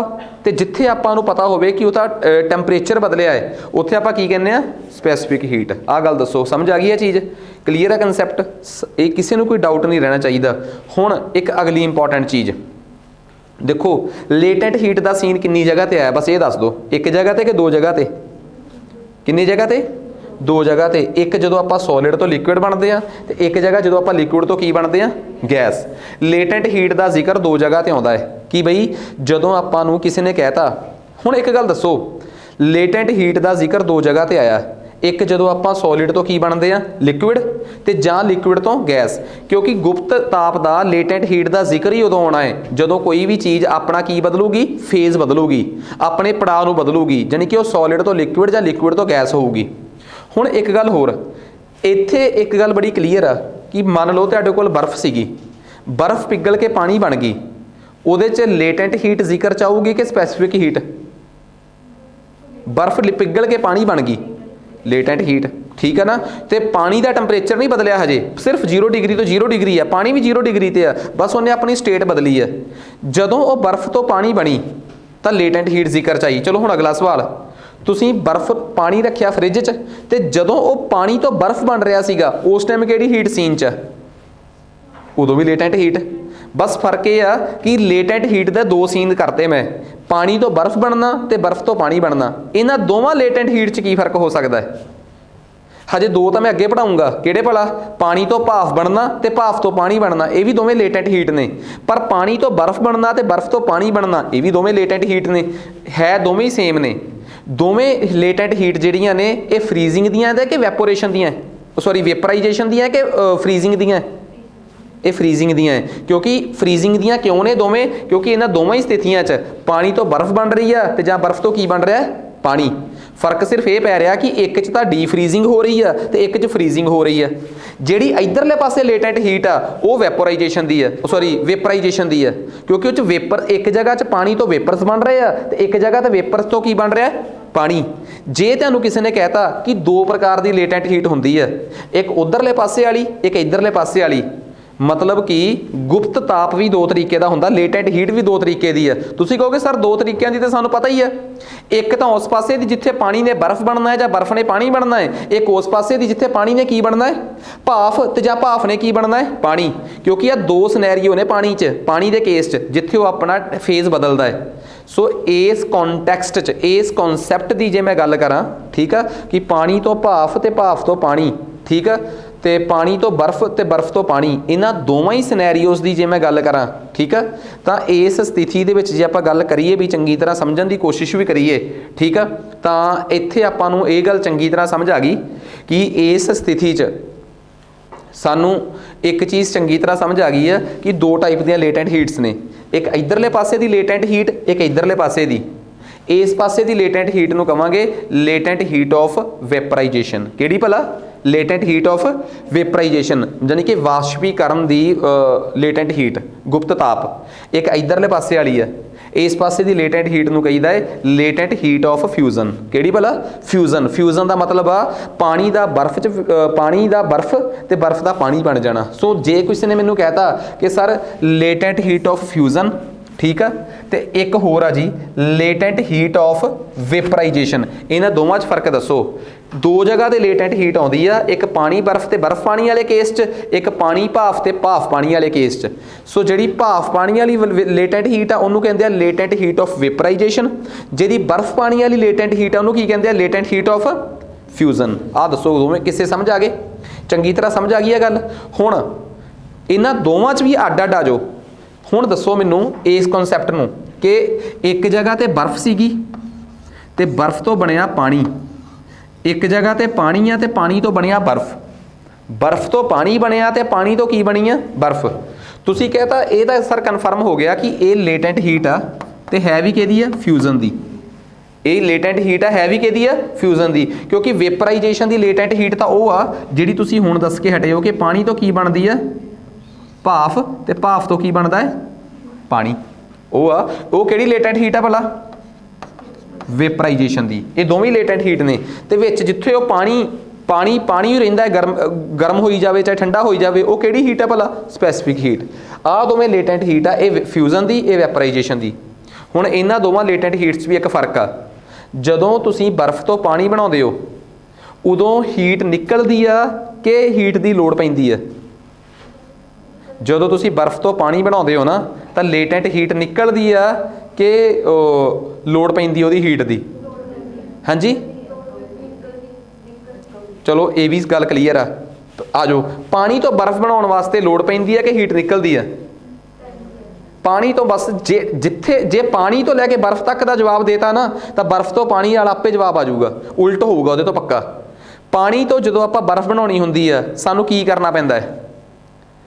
कौला भरना पैंदा है पानी वाला, ठीक है, फ्रिज च रखना पैंदा है। कि फ्रिज च रख के पानी उपरले फ्रीजर च रख के की वो पानी तो बर्फ बन जूगा? नहीं, बर्फ फ्रिज चलाउणी पैंदी है। सब तो इंपॉर्टेंट कंसैप्ट, फ्रिज चलूगी तो हीट मिलूगी, मतलब एनर्जी मिलूगी। ਇਹਦਾ मतलब ਜਦੋਂ ਆਪਾਂ पानी तो बर्फ बनाउणी है ना तो सानू हीट देनी पैंदी है। तो दूजी गल, जदों बर्फ तो पानी बनता है ना तो उस थोड़ी जी भाफ निकलती है, क्योंकि उदों सानू हीट देने की कोई लोड़ नहीं पैंदी, सानू कोई वाधू एक्सट्रा काम नहीं करना पैंदा, रख दो आपे पिघल जाती है। आ गल समझ आ गई? ਇਹਦਾ मतलब जदों बर्फ तो पानी बनता है ना तो उहदे चों हीट निकलती है, ये गल याद रखियो। बस लेटेंट हीट ऑफ फ्यूजन दोवां दी आ। बस तुसीं ये कहना कि पानी तो बर्फ बनाउण वास्ते लेटेंट हीट ऑफ फ्यूजन देनी पैंदी है, बर्फ तो पानी बनाउण वास्ते बनते हुए लेटेंट हीट ऑफ फ्यूजन आपे ही निकल जाती है। क्लीयर है गल? जदों तुसीं पानी तो भाफ बनाउणी हुंदी है, पानी तो भाफ ते उहनूं हीट देनी पैंदी है कि रिलीज़ हुंदी है? जदों तुसीं पानी तो भाफ बनाउणी हुंदी, बॉयल करना हुंदा, उहनूं देनी पैंदी है। इस करके लेटेंट हीट ऑफ वैपोराइजेशन देनी पऊगी जदों पानी तो भाफ बनाउणा है, तो जदों भाफ तो पानी बनाउणा है उदों उही रिलीज़ हुंदी है। ठीक है ना? जदों भाफ तो पानी बनता है ना, जदों भी भाफ तो पानी बनता है तो लेटेंट हीट ऑफ वैपोराइजेशन है जिहड़ी, वो की हुंदी है? मतलब कि इत्थे प्रोवाइड करनी पैंदी है, तो इत्थों की हुंदी है? रिलीज़ हुंदी है हीट। किसी नूं कोई डाउट? क्लीयर है कंसैप्ट? हुण ये तो लेटेंट लूटेंट तो छड्डो, पेपरां 'च जरनल सवाल आने आ। एक सवाल दसो बस मैनूं कि जदों बर्फ तो पानी बनता है, हुण ये तो कंसैप्चुअल जी साइंस हो गई, ये पेपर 'च नहीं सी आउणी, जिहड़ी मैं 5 मिनट पिछे बोली है। पेपर 'च आउणी आ आम गल कि जदों बर्फ तो पानी बनता है हीट निकलती है कि हीट देनी पैंदी है? जदों बर्फ तो पानी बनता है तो हीट निकलती है कि देनी पैंदी है? हाँ जी, जदों बर्फ तो पानी बनता है तो हीट निकलती है। ठीक है, हुण तुसीं एक गल देखो, एक बड़ा गौर करने वाला कॉन्सैप्ट आ। आपां की कीता, जदों आपां नमक सीगा, ठीक है, जदों आपां बर्फ सी, बर्फ दे उपर की पाया? नमक। जदों बर्फ दे उपर नमक पाया तो बर्फ जिहड़ी सीगी उहदा फ्रीजिंग पॉइंट घट गया कि वध गया? ਘਟ ਗਿਆ। ਬਰਫ਼ ਦਾ ਫਰੀਜ਼ਿੰਗ ਪੁਆਇੰਟ ਘਟਦਾ ਘਟਦਾ -8 ਹੋ ਗਿਆ ਤੇ ਬਾਹਰ ਦੇ ਐਟਮੋਸਫੇਅਰ ਦਾ ਜਿਹੜਾ ਟੈਂਪਰੇਚਰ ਸੀਗਾ ਉਹ -7 ਹੀ ਸੀਗਾ। ਬਰਫ਼ ਪਿਘਲਣ ਲੱਗ ਪਈ। ਪਿਘਲਦੀ ਹੋਈ ਬਰਫ਼ ਨੇ ਆਪਣੇ ਆਪ ਚੋਂ ਹੀਟ ਕੱਢੀ। ਉਸ ਹੀਟ ਨੇ, ਉਸ ਗਰਮੀ ਨੇ ਹੋਰ ਬਰਫ਼ ਪਿਘਲਾਤੀ। ਮੇਰੀ ਗੱਲ ਸਮਝ ਗਏ? ਉਸ ਬਰਫ਼ ਨੇ, ਉਸ ਗਰਮੀ ਨੇ ਕੀ ਕੀਤਾ? ਬਰਫ਼ ਪਿਘਲਾਤੀ। ਉਦੋਂ ਮੈਂ ਆਹ ਗੱਲ ਨਹੀਂ ਸੀ ਸਮਝਾਈ। ਕਿਉਂ? ਮੈਂ ਉਦੋਂ ਕਿਵੇਂ ਸਮਝਾ ਦਿੰਦਾ? ਉਦੋਂ ਤਾਂ ਮੈਨੂੰ ਆਪ ਨਹੀਂ ਸੀ ਪਤਾ ਕਿ ਬਈ ਜਦੋਂ ਆਪਣਾ ਬਰਫ਼ ਤੋਂ ਪਾਣੀ ਬਣਦਾ ਹੈ ਉਦੋਂ ਹੀਟ ਕੀ ਹੁੰਦੀ ਹੈ ਭਲਾ? ਰਿਲੀਜ਼ ਹੁੰਦੀ ਹੈ। ਇਹ ਦੋ ਗੱਲਾਂ ਜੁੜ ਗਈਆਂ ਜਿਹਦੇ ਕਰਕੇ ਕੀ ਹੁੰਦਾ ਹੈ ਭਲਾ? ਬਰਫ਼ ਜਲਦੀ ਜਲਦੀ ਨਮਕ ਪਾਉਣ ਨਾਲ ਕਿਹਦੇ 'ਚ ਕਨਵਰਟ ਹੋ ਜਾਂਦੀ ਹੈ ਭਲਾ? ਪਾਣੀ 'ਚ। ਇਸੇ ਸਵਾਲ ਨੂੰ ਮੈਂ ਇਸ ਗੱਲ ਨੂੰ ਦੁਬਾਰਾ ਜੁੜਿਓ ਤੇ ਫਿਰ ਇੱਕ ਗੱਲ ਯਾਦ ਰੱਖਿਓ। ਆਹ ਨਾ ਇੱਕ ਡੱਬਾ ਜਿਹਾ ਹੁੰਦਾ ਹੈ, ਇਸ ਡੱਬੇ ਦੇ ਵਿੱਚ ਆਈਸਕ੍ਰੀਮ ਪਈ ਹੁੰਦੀ ਆ ਤੇ ਬਾਹਰਲੇ ਪਾਸੇ ਬਰਫ਼ ਦੀਆਂ ਪਰਤਾਂ ਚੜਾਈਆਂ ਹੁੰਦੀਆਂ। ਜਿਹੜਾ ਬੰਦਾ ਤੁਹਾਡੇ ਘਰੇ ਆਈਸਕ੍ਰੀਮ ਲੈ ਕੇ ਆਉਂਦਾ ਸਕੂਪ ਵਾਲੀ, ਠੀਕ ਆ, ਸਕੂਪ ਦੇ ਬਾਹਰ ਬਰਫ਼ ਹੁੰਦੀ ਆ, ਬਰਫ਼ ਦੇ ਵਿੱਚ ਆਈਸਕ੍ਰੀਮ ਪਾਈ ਹੁੰਦੀ ਉਹਨਾਂ ਨੇ, ਠੀਕ ਆ। ਸੋ ਕਿਉਂ ਨਮਕ ਪਾਇਆ ਜਾਂਦਾ ਹੈ ਇਹ ਤੁਸੀਂ ਦੱਸਣਾ ਹੁਣ, ਬਿਕੋਜ਼ ਦੋ ਚੀਜ਼ਾਂ ਜ਼ਰੂਰੀ ਸੀ ਇਸ ਕਨਸੈਪਟ ਨੂੰ ਸਮਝਣ ਵਾਸਤੇ। ਕਿਹੜੀਆਂ ਕਿਹੜੀਆਂ? ਕਿ ਇੱਕ ਪਹਿਲਾ ਕਨਸੈਪਟ ਤਾਂ ਇਹ ਕਿ ਮੈਲਟਿੰਗ ਪੁਆਇੰਟ ਘਟ ਜਾਂਦਾ ਹੈ, ਮਤਲਬ ਕਿ ਪਿਘਲਾਊ ਦਰਜਾ ਘਟ ਜਾਂਦਾ ਹੈ। ਇੱਕ ਗੱਲ ਇਹ ਵੀ ਦੱਸਣੀ ਜ਼ਰੂਰੀ ਸੀ ਕਿ ਜਦੋਂ ਬਰਫ਼ ਤੋਂ ਭਾਫ਼ ਬਣਦੀ, ਪਾਣੀ ਬਣਦਾ ਹੈ, ਉਦੋਂ ਵਿੱਚੋਂ ਹੀਟ ਦੇਣੀ ਨਹੀਂ ਪੈਂਦੀ। ਹੀਟ ਕੀ ਹੁੰਦੀ ਆ? ਰਿਲੀਜ਼ ਹੁੰਦੀ ਆ। ਹੁਣ ਕਨਸੈਪਟ ਸਮਝ ਆ ਗਿਆ? ਮਤਲਬ ਤੁਹਾਨੂੰ ਪੇਪਰਾਂ 'ਚ ਸਵਾਲ ਕਿਹੜੇ ਪੁੱਛੇ ਜਾਣਗੇ? ਤੁਹਾਨੂੰ ਕਿਸੇ ਨੇ ਨਹੀਂ ਪੁੱਛਣਾ ਵਾਟ ਇਜ਼ ਬੋਇਲਿੰਗ ਪੁਆਇੰਟ। ਤੁਹਾਨੂੰ ਸਵਾਲ ਪੁੱਛਣਗੇ ਕਿ ਪਹਾੜਾਂ 'ਚ ਜਾਂਦੇ ਹੋਏ ਜਿਹੜੇ ਆ, ਠੀਕ ਆ, ਤੇ ਮਤਲਬ ਕਿ ਫਲਾਣੀ ਚੀਜ਼ ਜਾਂ ਆਹ ਚੀਜ਼ ਜਾਂ ਉਹ ਚੀਜ਼, ਠੀਕ ਆ। ਹੁਣ ਇੱਕ ਸਵਾਲ ਹੋਰ ਦੱਸ ਦਿਓ। ਆ ਸਮਝ ਆ ਗਈ ਚੀਜ਼ ਕਿ ਪਹਾੜਾਂ 'ਚ ਜਾ ਕੇ ਕੁਕਿੰਗ ਔਖੀ ਕਿਉਂ ਆ? ਇੱਕ ਇਹ ਸਵਾਲ ਬੜਾ ਫੇਮਸ ਜਿਹਾ ਸਵਾਲ ਆ। ਹੁਣ ਬਸ ਮੈਨੂੰ ਇਹ ਦੱਸ ਦਿਓ ਕਿ ਦੋ ਗੱਲਾਂ ਨੇ। ਇੱਥੋਂ ਇੱਕ ਸਵਾਲ ਹੋਰ ਕੱਢ ਲਿਆ ਮੈਂ। 100 ਡਿਗਰੀ ਸੈਲਸੀਅਸ ਤੇ ਪਾਣੀ ਆ। ਆ ਲਓ ਜੀ, ਆਹ ਸਵਾਲ ਦੱਸੋ। 100 ਡਿਗਰੀ ਸੈਲਸੀਅਸ ਤੇ ਪਾਣੀ, ਵਾਟਰ, ਤੇ 100 ਡਿਗਰੀ ਸੈਲਸੀਅਸ ਤੇ ਸਟੀਮ, ਭਾਫ਼, ਕਿਹੜੀ ਵੱਧ ਖਤਰਨਾਕ ਆ? 100 ਡਿਗਰੀ ਸੈਲਸੀਅਸ ਤੇ ਪਾਣੀ ਵੱਧ ਖਤਰਨਾਕ ਹੈ ਕਿ 100 ਡਿਗਰੀ ਸੈਲਸੀਅਸ ਤੇ ਹੀਟ ਵਾਟਰ ਜ਼ਿਆਦਾ ਖਤਰਨਾਕ ਆ? ਹਾਂਜੀ, ਕਿਉਂ? 100 ਡਿਗਰੀ ਸੈਲਸੀਅਸ ਤੇ ਪਾਣੀ ਤੇ 100 ਡਿਗਰੀ ਸੈਲਸੀਅਸ ਤੇ ਸਟੀਮ, ਕਿਹੜਾ ਵੱਧ ਖਤਰਨਾਕ ਆ? ਸਵਾਲ ਪਤਾ ਕੀ ਆ? ਐਡੀ ਕਿਸਮਤ ਆ, ਸਾਰੇ PPSC ਦੇ ਆ, ਸਾਰੇ ਟੋਟਲੀ ਸਵਾਲ PPSC ਨੇ ਪੁੱਛੇ ਹੋਏ ਆ। ਤੇ ਈਵਨ ਕਿ ਮੈਂ ਅੱਜ ਤੁਹਾਡੇ ਗਰੁੱਪਾਂ 'ਚ ਸ਼ੇਅਰ ਵੀ ਕਰ ਦੂੰਗਾ ਕਿ ਤੁਸੀਂ ਇਹ ਨਾ ਕਹਿ ਦਿਓ ਕਿ ਇਹ ਸਵਾਲ ਪੇਪਰ 'ਚ ਆਏ ਨਹੀਂ ਸੀਗੇ। 2019 'ਚ PPSC ਨੇ ਐਕਸਟਰਾ ਕੰਜ਼ਰਵੇਟਰ ਦਾ ਪੇਪਰ ਲਿਆ ਸੀ। ਤੇ ਇੱਕ ਗੱਲ ਹੋਰ, ਤੁਸੀਂ ਆਪ ਸਵਾਲਾਂ ਦੇ ਜਵਾਬ ਦੇ ਰਹੇ ਹੋ, ਪਤਾ ਕਿਉਂ? ਦਿਮਾਗ ਲੱਗ ਰਿਹਾ। ਇਹਦਾ ਮਤਲਬ ਕੀ ਆ? PPSC ਕੱਲ੍ਹ ਨੂੰ ਸਵਾਲ ਬਦਲ ਦੂਗੀ, ਪਰ ਕਿਤੇ ਨਾ ਕਿਤੇ ਕਨਸੈਪਟ ਤੁਹਾਡੇ ਦਿਮਾਗ 'ਚ ਰਹਿਣਗੇ। ਸਟੀਮ ਕਿਉਂ ਵੱਧ ਖਤਰਨਾਕ ਹੈ ਦੱਸ ਦਿਓ ਜੀ। ਹਾਂਜੀ, 100 ਡਿਗਰੀ ਤੇ ਵਾਟਰ ਆ। ਹੁਣ ਇੱਕ ਗੱਲ ਦੱਸੋ, ਆ ਰਿਹਾ 100 ਡਿਗਰੀ ਤੇ ਪਾਣੀ, ਇਹ ਆ ਰਿਹਾ। ਜਦੋਂ 100 ਡਿਗਰੀ ਤੇ ਪਾਣੀ ਆ, ਉਹਦੇ ਕੋਲ ਪਤਾ ਕਿਹੜੀ ਕਿਹੜੀ ਹੀਟ ਆ? ਫਲਾਣੀ ਹੀਟ ਪਲੱਸ ਫਲਾਣੀ ਹੀਟ। ਮਤਲਬ ਉਹਦੇ ਕੋਲ ਕੀ ਆ? ਇੱਥੋਂ ਵਾਲੀ ਹੀਟ ਵੀ ਲੈ ਕੇ ਗਿਆ, ਪਹਿਲਾਂ ਬਰਫ਼ ਤੋਂ ਪਾਣੀ ਬਣਿਆ ਉਹ ਹੀਟ ਆ ਉਹਦੇ ਕੋਲ। ਫਿਰ ਉਸ ਤੋਂ ਬਾਅਦ ਉਹਨੇ ਆਪਣਾ ਟੈਂਪਰੇਚਰ ਵਧਾਇਆ ਤਾਂ ਉਹਦੇ ਕੋਲ ਕਿਹੜੀ ਹੀਟ ਹੈ? ਇੱਕ ਸਪੈਸੀਫਿਕ ਹੀਟ। ਆ ਦੋ ਹੀ ਹੀਟ ਆ। ਜੇ ਉਹ 100 ਡਿਗਰੀ ਤੇ ਭਾਫ਼ ਆ, ਫਿਰ ਉਹਦੇ ਕੋਲ ਇੱਕ ਚੀਜ਼ ਹੋਰ ਵੀ ਆ। ਕਿਹੜੀ ਭਲਾ? ਪਹਿਲਾਂ ਇੱਕ ਪੁਰਾਣੀਆਂ ਤੇ ਸਾਰੀਆਂ ਹੀਟ ਉਹਦੇ ਕੋਲ ਹੈਗੀਆਂ, ਉਹਦੇ ਕੋਲ ਇੱਕ ਹੀਟ ਹੋਰ ਐਡ ਹੋ ਗਈ। ਕਿਹੜੀ ਭਲਾ? ਲਾਸਟ 'ਚ ਜਦੋਂ ਉਹ 100 ਡਿਗਰੀ ਤੋਂ ਕਿੱਥੋਂ ਕੀ ਬਣਿਆ? ਪਾਣੀ ਤੋਂ ਕੀ ਬਣਿਆ? ਭਾਫ਼ ਬਣਿਆ ਸੀਗਾ। ਜਦੋਂ ਉਹ ਪਾਣੀ ਤੋਂ ਭਾਫ਼ ਬਣਿਆ ਹੈ, ਤੇ ਇੱਕ ਗੱਲ ਹੋਰ, ਜਦੋਂ ਕੋਈ ਚੀਜ਼ ਪਾਣੀ ਤੋਂ ਭਾਫ਼ ਬਣਦੀ ਆ, ਸਵਾਲ ਉਹੀ ਆ, ਛੱਡੋ ਤੁਸੀਂ, ਜਦੋਂ ਕੋਈ ਚੀਜ਼ ਪਾਣੀ ਤੋਂ ਭਾਫ਼ ਬਣਦੀ ਆ, ਲੈਟੈਂਟ ਹੀਟ ਦੇਣੀ ਪੈਂਦੀ ਹੈ ਕਿ ਨਿਕਲਦੀ ਆ? ਪਾਣੀ ਤੋਂ ਭਾਫ਼, ਚਲੋ ਇਦਾਂ ਕਰੋ, ਭਾਫ਼ ਤੋਂ ਪਾਣੀ ਆਪੇ ਬਣ ਜਾਂਦਾ ਹੈ ਕਿ ਪਾਣੀ ਤੋਂ ਭਾਫ਼ ਆਪੇ ਬਣ ਜਾਂਦੀ ਹੈ? ਹਾਂਜੀ, ਭਾਫ਼ ਤੋਂ ਪਾਣੀ ਆਪੇ ਬਣ ਜਾਂਦਾ ਹੈ। ਇਹ ਦਿਮਾਗ 'ਚ ਸੋਚ ਲਈ ਗੱਲ। ਜੇ ਪਾਣੀ ਤੋਂ ਭਾਫ਼ ਤੋਂ ਪਾਣੀ ਆਪੇ ਬਣ ਜਾਂਦਾ ਹੈ, ਇਹਦਾ ਮਤਲਬ ਇਹਦੇ 'ਚ ਹੀਟ ਦੇਣ ਦੀ ਲੋੜ ਆ ਕਿ ਇਹਦੇ 'ਚੋਂ ਹੀਟ ਨਿਕਲੂਗੀ? ਤੇ ਜਦੋਂ ਪਾਣੀ ਤੋਂ ਭਾਫ਼ ਬਣਾਉਣਾ ਹੈ ਉਦੋਂ ਹੀਟ ਦੇਣੀ ਪਊਗੀ। ਇਹਦਾ ਮਤਲਬ ਪਾਣੀ ਤੋਂ ਜਦੋਂ ਭਾਫ਼ ਬਣਾਉਣਾ ਪੈਣਾ ਹੈ ਤਾਂ ਉਹਨੂੰ ਹੀਟ ਦੇਣੀ ਪਊਗੀ। ਤਾਂ ਜੇ ਕਿਸੇ ਨੇ ਕਹਿਤਾ ਕਿ ਭਾਫ਼ ਜ਼ਿਆਦਾ ਖਤਰਨਾਕ ਹੈ, ਕਿਉਂ? ਤਾਂ ਇਹਦਾ ਜਵਾਬ ਪਤਾ ਕੀ ਆ? ਇਹ ਨਹੀਂਗਾ ਕਿ ਭਾਫ਼ ਜ਼ਿਆਦਾ ਹੌਟ ਹੁੰਦੀ ਆ, ਫਲਾਣਾ ਢਮਕਾਣਾ ਨਾ। ਭਾਫ਼ has more heat as compare to water, ਕਿਉਂਕਿ ਪਾਣੀ ਤੋਂ ਹੀਟ ਦੇ ਕੇ ਹੀ ਤਾਂ ਭਾਫ਼ ਬਣੀ ਆ। ਸੋ ਆਹ ਸਵਾਲਾਂ ਦੇ ਜਵਾਬ ਆ, ਤੇ ਤੁਸੀਂ ਸਵਾਲਾਂ ਦੇ ਜਵਾਬ ਆਪ ਲੱਭਿਓ। ਜਦੋਂ ਆਪਸ਼ਨਸ ਆਉਣਗੇ ਨਾ ਤੁਹਾਡੇ ਕੋਲ, ਮੈਂ ਸਕਰੀਨਸ਼ਾਟ ਭੇਜੂੰਗਾ ਤੁਹਾਨੂੰ ਕੁਐਸਚਨਸ ਦੇ, ਤਾਂ ਤੁਸੀਂ ਆਪ ਦੱਸਣੇ ਆ ਕਿ ਤੁਹਾਨੂੰ ਸਵਾਲਾਂ ਦੇ ਜਵਾਬ ਆਇਆ ਕਿ ਨਹੀਂ। ਹੁਣ ਦੇਖੋ, ਮੈਂ ਪਾਣੀ ਤੋਂ ਭਾਫ਼ ਦਾ ਕਨਸੈਪਟ ਸਮਝਾਤਾ ਸੀ। ਪੇਪਰ ਵਾਲਿਆਂ ਨੇ ਕਿਤੇ ਵੀ ਲੇਟੈਂਟ ਲੂਟੈਂਟ ਸ਼ਾਇਦ ਘੱਟ ਹੀ ਪੁੱਛਿਆ ਹੋਵੇ। ਮੈਂ ਪੇਪਰ ਦੇ ਸਵਾਲ ਸ਼ੇਅਰ ਕਰੂੰਗਾ ਤਾਂ ਕਿ ਤੁਹਾਨੂੰ ਪਤਾ ਲੱਗੇ ਯਾਰ। ਤੇ ਇੱਕ ਗੱਲ ਹੋਰ, ਕਈਆਂ ਨੂੰ ਨਾ ਇਹ ਬੜੀ ਆਦਤ ਹੁੰਦੀ ਆ ਕਿ ਉਹੋ ਜਿਹੇ ਸਾਰੇ ਸਵਾਲ ਦੱਸ ਦਿਓ ਜਿਹੜੇ ਪੇਪਰ 'ਚ ਆ ਸਕਦੇ ਆ। ਉਹ ਟਾਈਮ ਲੰਘ ਗਿਆ, ਉਹ 2018-19 ਵਾਲੇ ਪੇਪਰ ਹੀ ਸੀਗੇ ਜਦੋਂ ਰਟੇ ਰਟਾਏ ਸਵਾਲ ਇਹਦੇ 'ਚ ਆ ਜਾਂਦੇ ਸੀ।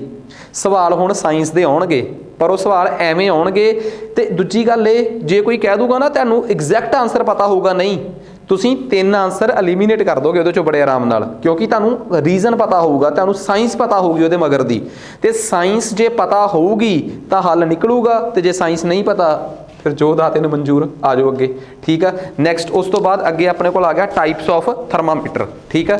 ਹੁਣ ਟਾਈਪਸ ਆਫ ਥਰਮਾਮੀਟਰ 'ਚ ਕੀ ਆ, ਕੋਈ ਬਹੁਤੀ ਲੰਮੀ ਕਹਾਣੀ ਨਹੀਂ ਹੈਗੀ, ਠੀਕ ਆ, ਨਾ ਹੀ ਇਹਦੇ 'ਚ ਕੋਈ ਬਾਹਲੀ ਵੱਡੀ ਟੇਪ ਚਲਾਉਣੀ ਆਪਾਂ। ਕਹਿੰਦੇ ਜੀ ਨਾਰਮਲ ਟੈਂਪਰੇਚਰ ਥਰਮਾਮੀਟਰ ਦਾ ਮਰਕਰੀ ਵਾਲਾ, ਮਰਕਰੀ ਕਿਉਂ ਵਰਤਿਆ ਜਾਂਦਾ ਹੈ? ਇੱਕ ਤਾਂ ਉਹ ਸਟਿਕ ਨਹੀਂ ਕਰਦਾ, ਇੱਕ ਉਹਦਾ ਸਪੈਸੀਫਿਕ ਹੀਟ ਕੀ ਹੁੰਦੀ ਆ। ਕੱਲ੍ਹ ਵਾਲਾ ਲੈਕਚਰ ਕੋਰਸ 'ਚ ਅਪਲੋਡਡ ਆ, ਤੁਸੀਂ ਕਲਾਸਾਂ ਵੀ ਲਾਈਆਂ, ਜੇ ਕਿਸੇ ਨੇ ਸਕਿਪ ਕੀਤਾ ਹੈ ਤਾਂ ਜ਼ਰੂਰ ਦੇਖੋਗੇ, ਠੀਕ ਆ। ਈਵਨ ਕਿ ਉਹ ਤਾਂ ਮੈਂ YouTube 'ਤੇ ਵੀ ਪਾਤਾ ਸੀ ਲੈਕਚਰ। ਤਾਂ ਮਰਕਰੀ ਥਰਮਾਮੀਟਰ ਕੀ ਆ ਇਹ ਵੀ ਦੱਸਤਾ ਮੈਂ ਤੁਹਾਨੂੰ। ਹੁਣ ਇਹਦੇ ਬਾਰੇ ਮੈਂ ਬਿਲਕੁਲ ਵੀ ਟਾਈਮ ਨਹੀਂ ਖਰਾਬ ਕਰਨਾ। ਹਾਂ ਇੰਨਾ ਜ਼ਰੂਰ ਆ ਕਿ ਜਿਹੜਾ ਟੈਂਪਰੇਚਰ ਮਾਪਣ ਵਾਸਤੇ ਥਰਮਾਮੀਟਰ ਵਰਤਿਆ ਜਾਂਦਾ ਹੈ ਨਾ, ਆਪਣਾ ਐਟਮੋਸਫੇਰਿਕ ਟੈਂਪਰੇਚਰ ਕਿ आज भारत के अलग-अलग शहरों में, चलो पंजाबी जी बोल लेंगे कि ਅੱਜ ਪੰਜਾਬ ਦੇ ਵੱਖ-ਵੱਖ ਸ਼ਹਿਰਾਂ 'ਚ ਤਾਪਮਾਨ ਨੋਟ ਕੀਤਾ ਗਿਆ, ਠੀਕ ਆ। ਪਟਿਆਲੇ ਦਾ ਘੱਟੋ ਘੱਟ ਤਾਪਮਾਨ ਇੰਨੇ ਡਿਗਰੀ ਤੇ ਵੱਧੋ ਵੱਧ ਤਾਪਮਾਨ ਇੰਨੇ ਡਿਗਰੀ ਆ, ਉਹ maximum and minimum thermometer use ਕਰਦੇ ਆ, ਠੀਕ ਆ। ਸੋ ਇਹਦੇ 'ਚ ਕੁਝ ਖਾਸ ਨਹੀਂਗਾ, ਬਸ ਫਰਕ ਇੰਨਾ ਹੈ ਕਿ ਜਦੋਂ ਵੀ ਤੁਸੀਂ ਟੈਂਪਰੇਚਰ ਬਾਰੇ ਪੜ੍ਹਦੇ ਹੋ ਨਾ ਤਾਂ ਤੁਹਾਨੂੰ ਕਨਵਰਜੈਂਸ ਆਉਣੀਆਂ ਚਾਹੀਦੀਆਂ। C/5 = 5 - 32/9। ਇਹਦੇ ਤੇ ਤਾਂ ਆਪਾਂ ਹੁਣ ਗੱਲ ਕਰ ਨਹੀਂ ਸਕਦੇ, ਕਿਉਂ? ਕੱਲ ਆਪਾਂ ਇਹਦੇ ਤੇ ਖੱਜਲ ਖੁਆਰੀ ਕੀਤੀ ਹੈ ਕਿ -40 ਇੱਕ ਅਜਿਹਾ ਟੈਂਪਰੇਚਰ ਆ ਜਿਹੜਾ ਡਿਗਰੀ ਸੈਲਸੀਅਸ ਤੇ ਫਾਰਨਹਾਈਟ 'ਚ ਸੇਮ ਆ, ਠੀਕ ਆ। ਇੱਕ ਸਵਾਲ ਦੱਸੋ ਬਸ ਮੈਨੂੰ ਹੁਣ ਜਲਦੀ, ਤੁਸੀਂ ਪਾਣੀ ਗਰਮ ਕੀਤਾ ਤੇ ਪਾਣੀ 5 ਡਿਗਰੀ ਸੈਲਸੀਅਸ ਉਹਦਾ ਟੈਂਪਰੇਚਰ ਵਧਿਆ। ਪਾਣੀ ਦਾ ਟੈਂਪਰੇਚਰ ਕਿੰਨਾ ਵਧਿਆ? 5 ਡਿਗਰੀ ਸੈਲਸੀਅਸ, 5 ਨਹੀਂ, ਕੈਲਕੂਲੇਸ਼ਨ ਔਖੀ ਹੋ ਜੂਗੀ, 7 ਡਿਗਰੀ ਸੈਲਸੀਅਸ ਪਾਣੀ ਦਾ ਟੈਂਪਰੇਚਰ ਵਧਾਤਾ। ਕੈਲਵਿਨਸ 'ਚੋਂ ਕਿੰਨਾ ਵਧੂਗਾ? ਵਟ will be the increase in Kelvin? ਛੇਤੀ ਆਨਸਰ ਬੋਲੋ, ਬਸ ਜ਼ਿਆਦਾ ਨਹੀਂ ਹੈਗਾ। ਕੈਲਵਿਨਸ ਦੇ ਵਿੱਚੋਂ ਕਿੰਨਾ ਵਧੂਗਾ? ਹਾਂਜੀ ਬੱਚੇ, 280 ਕਿੰਨਾ? ਹਾਂਜੀ ਹਾਂਜੀ, ਕੈਲਵਿਨਸ ਦੇ ਵਿੱਚੋਂ ਕਿੰਨਾ ਵਧੂਗਾ? ਆ ਜਾਓ ਬਸ, ਠੀਕ ਆ। ਉਹ ਮੈਂ ਉਹ ਰਹਿਣ ਦੋ, ਆ ਜਾਓ ਬਸ, ਹੋ ਗਿਆ। ਇੱਕ ਮਿੰਟ, 2 ਮਿੰਟ ਦਿਓ ਬਸ ਮੈਨੂੰ। ਪਾਣੀ ਦਾ ਟੈਂਪਰੇਚਰ ਪਹਿਲਾਂ 15 ਡਿਗਰੀ ਸੈਲਸੀਅਸ ਸੀਗਾ ਤੇ ਪਾਣੀ ਦਾ ਹਾਂਜੀ ਨਹੀਂ, ਕਿੰਨਾ ਪਾਣੀ ਦਾ ਟੈਂਪਰੇਚਰ 7 ਡਿਗਰੀ ਸੈਲਸੀਅਸ ਵਧਿਆ ਤੇ ਕੈਲਵਿਨਸ 'ਚ ਕਿੰਨਾ ਵਧੂਗਾ? ਚਲੋ ਆ ਜਾਓ। ਪਾਣੀ ਨਾ ਪਹਿਲਾਂ ਸੁਣ ਲਓ ਮੇਰੀ ਗੱਲ ਪਲੀਜ਼, ਇੱਕ ਮਿੰਟ।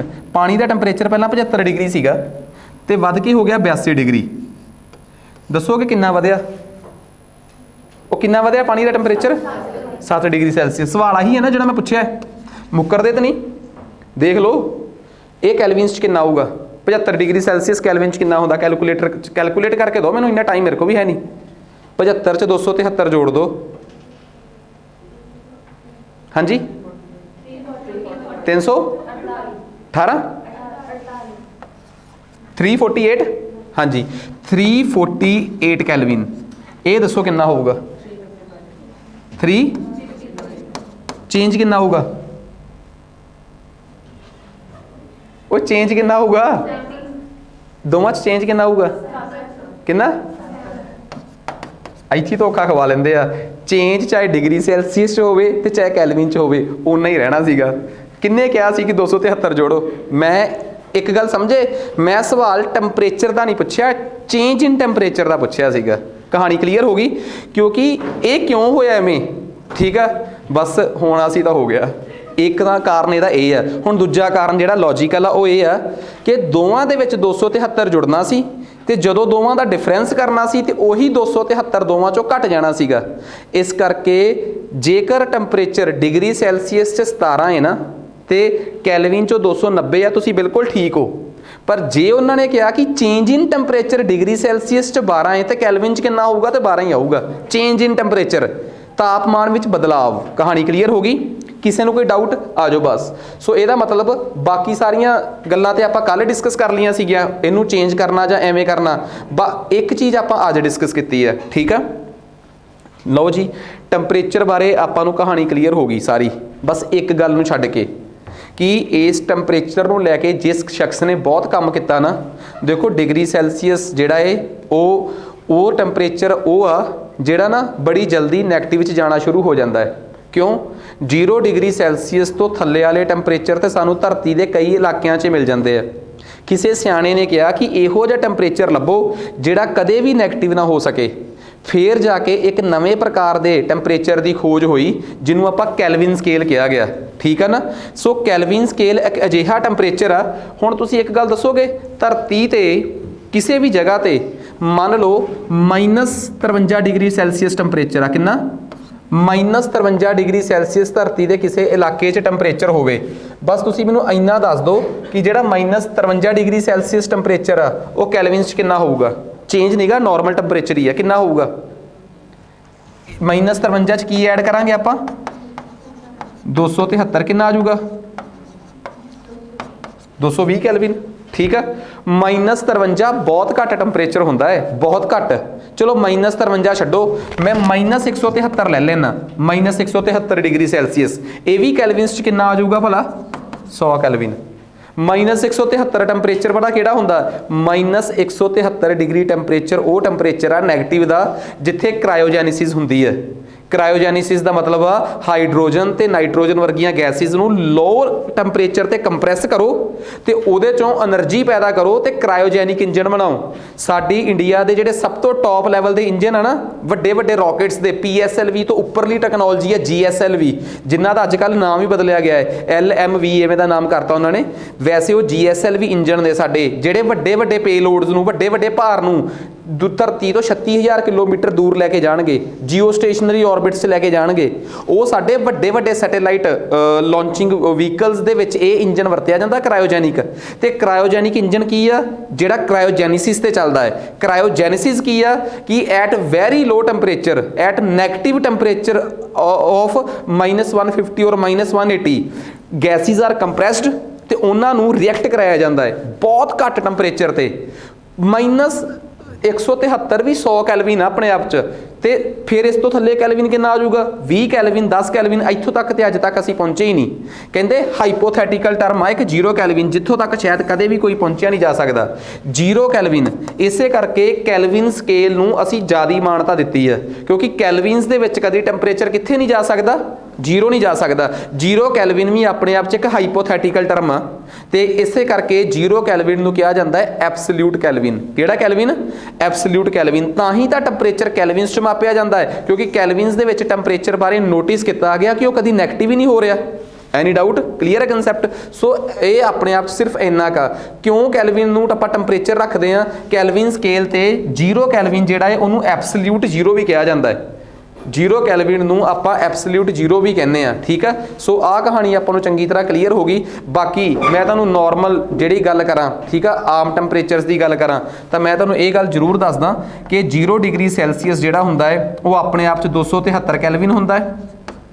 ठीक है। साडी बॉडी का जिहड़ा नॉर्मल टैंपरेचर रूम टैंपरेचर आ जिहड़ा वो 25 डिग्री सैल्सीਅस आ वो 298 कैल्विन हुंदा है। तो मैं तुहाडी जानकारी लई दसदा साडा जिहड़ा रूम टैंपरेचर आ 37 डिग्री सैल्सीਅस वो तकरीबन 310 कैल्विन के बराबर होंदा है। ठीक है। 0 डिग्री 37 डिग्री सैल्सीਅस 310 कैल्विन के बराबर होंदा है। सो बेसिकली आए पर एक गल बहुत इंपॉर्टेंट है कदे भी धोखा ना खा जिओ जदों गल करोगे चेंज दी जां राइज दी जां डिक्रीज दी।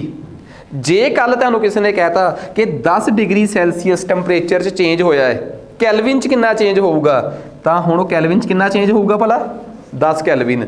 इस गल नूं हमेशा मुद्दा रखियो। किड्डी सोहनी लाइन लिखी है कि जे तुसीं चेंज की गल करदे हो तां 10 डिग्री सैल्सीਅस ते 10 कैल्विन चेंज के मामले च दोवें सेम रहणगे। ये नहींगा कि 10 डिग्री सैल्सीਅस जिन्हों जे किसी ने कहता कि there was change in temperature of 10 degree Celsius what will be the reading of change in kelvins तो कैल्विन्स दे विच रीडिंग दी जिहड़ा चेंज आ वो 283 कैल्विन नहीं आऊगा वो किन्ने कैल्विन आऊगा 10 कैल्विन। वो पिछे की कहानी जी आ वो मैं तुहाडे नाल पूरी चंगी तरह डिस्कस कर ली। क्लीयर है कंसैप्ट। ठीक है। सो ये इत्थों तक का लॉजिक सीगा साडा। इस तो अगला टॉपिक जिहड़ा असीं शुरू करांगे ना वो होऊगा साडा थर्मल एक्सपेंशन। ठीक है। बेसिकली ये थर्मोडायनमिक्स का एक हिस्सा अपना इत्थे कवर हो गया। ठीक है। इस तो बाद वाली जिहड़ी साइंस आ ਠੀਕ ਆ। ਤੁਸੀਂ ਮੰਨ ਕੇ ਚੱਲੋ ਕਿ ਸਾਨੂੰ ਇਹਦੇ 'ਚ 3 ਲੈਕਚਰਸ ਲੱਗਣਗੇ ਸਾਰੇ, ਠੀਕ ਆ। ਹਜੇ ਬਹੁਤ ਕੁਝ ਪੜ੍ਹਨ ਵਾਲਾ, ਰੇਡੀਏਸ਼ਨਸ, ਕਨਵੈਨਸ਼ਨਸ ਵਗੈਰਾ, ਠੀਕ ਆ। ਪਰ ਇਹ ਆ ਕਿ ਚੰਗੇ 3 ਲੈਕਚਰਾਂ ਦੀ ਸਾਨੂੰ ਇਹਦੇ 'ਚ 2 ਲੈਕਚਰ ਹੋਰ ਲੱਗਣਗੇ, ਠੀਕ ਆ। 2 ਲੈਕਚਰ ਆਪਣੇ ਹੋ ਗਏ ਆ, ਠੀਕ ਆ। ਥਰਮੋਡਾਇਨਾਮਿਕਸ ਨੂੰ ਅਸੀਂ ਇੰਨੇ ਵਿਸਥਾਰ 'ਚ ਇਸ ਕਰਕੇ ਪੜ੍ਹ ਰਹੇ ਹਾਂ, ਸਿਰਫ ਇਸ ਕਰਕੇ ਨਹੀਂ ਕਿ ਥਰਮੋਡਾਇਨਾਮਿਕਸ ਸਿਰਫ ਇਸ ਕਰਕੇ ਵੀ ਪੜ੍ਹ ਰਹੇ ਹਾਂ ਕਿਉਂਕਿ ਇਹ ਸਾਇੰਸ ਦਾ ਪਹਿਲਾ ਟੌਪਿਕ ਆ। ਤੇ ਸਾਇੰਸ ਦੇ ਪਹਿਲੇ ਟੌਪਿਕ ਨੂੰ ਜਦੋਂ ਅਸੀਂ ਜ਼ਿਆਦਾ ਟਾਈਮ ਦੇਵਾਂਗੇ ਤਾਂ ਸਿਰਫ ਇਸ ਕਰਕੇ ਆ ਕਿ ਤੁਹਾਡਾ ਵਿਸ਼ਵਾਸ ਬਣਿਆ ਰਵੇ ਕਿ ਸਾਇੰਸ ਐਡੀ ਔਖੀ ਨਹੀਂ ਕਿ ਸਮਝ ਨਹੀਂ ਆ ਸਕਦੀ। ਹਾਂ, ਇਸ ਤੋਂ ਮਗਰਲੇ ਜਿਹੜੇ ਸਾਇੰਸ ਦੇ ਟੌਪਿਕ ਨੇ, ਜਿਵੇਂ ਸਪੋਜ਼ ਕਰੋ ਕੈਮਿਸਟਰੀ ਦੇ ਕੁਝ ਟੌਪਿਕ ਇਹੋ ਜਿਹੇ ਨੇ ਜਿਨ੍ਹਾਂ ਨੂੰ ਬੜੀ ਜਲਦੀ ਚੁਕਾ ਦਾਂਗੇ ਕਿ ਬਈ ਆਪਣੇ ਬਹੁਤੇ ਕੰਮ ਦੇ ਹੈ ਨਹੀਂ, ਠੀਕ ਆ।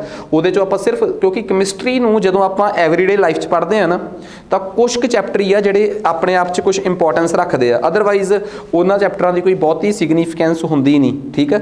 ਹਾਂ, ਬਾਇਓ ਦੇ ਕੁਝ ਚੈਪਟਰਸ ਨੇ ਜਿਨ੍ਹਾਂ ਨੂੰ ਆਪਾਂ ਨੂੰ ਬਹੁਤ ਥੋਰੋਲੀ ਪੜ੍ਹਨਾ ਪੈਂਦਾ ਹੈ ਤੇ ਚੰਗੀ ਤਰ੍ਹਾਂ ਸਾਨੂੰ ਸਮਝਣਾ ਪੈਂਦਾ ਬਾਇਓ ਦੇ ਕੁਝ ਟੌਪਿਕਸ ਨੂੰ, ਠੀਕ ਆ। ਉਹਨਾਂ ਨੂੰ ਆਪਾਂ ਉਸ ਨਜ਼ਰੀਏ ਨਾਲ, ਉਸ ਡੈਪਥ ਤੋਂ ਜ਼ਰੂਰ ਪੜ੍ਹਾਂਗੇ ਤਾਂ ਕਿ ਆਪਾਂ ਨੂੰ ਉਹ ਟੌਪਿਕ ਜਿਹੜੇ ਆ ਚੰਗੀ ਤਰ੍ਹਾਂ ਸਮਝ ਆ ਜਾਣ, ਠੀਕ ਆ, ਤਾਂ ਜੋ ਉਹਨਾਂ 'ਚ ਨਾ ਕੋਈ ਕਮੀ ਪੇਸ਼ੀ ਰਵੇ ਆਪਣੀ। ਸੋ ਉਮੀਦ ਕਰਦਾ ਕਿ ਇਹ ਚੰਗੀ ਤਰ੍ਹਾਂ ਸਮਝ ਆ ਗਏ ਹੋਣਗੇ, ਠੀਕ ਆ। ਸੋ ਅੱਜ ਵਾਸਤੇ ਇੰਨਾ ਹੀ ਬਹੁਤ ਆ, ਮਿਲਦੇ ਹਾਂ ਜੀ।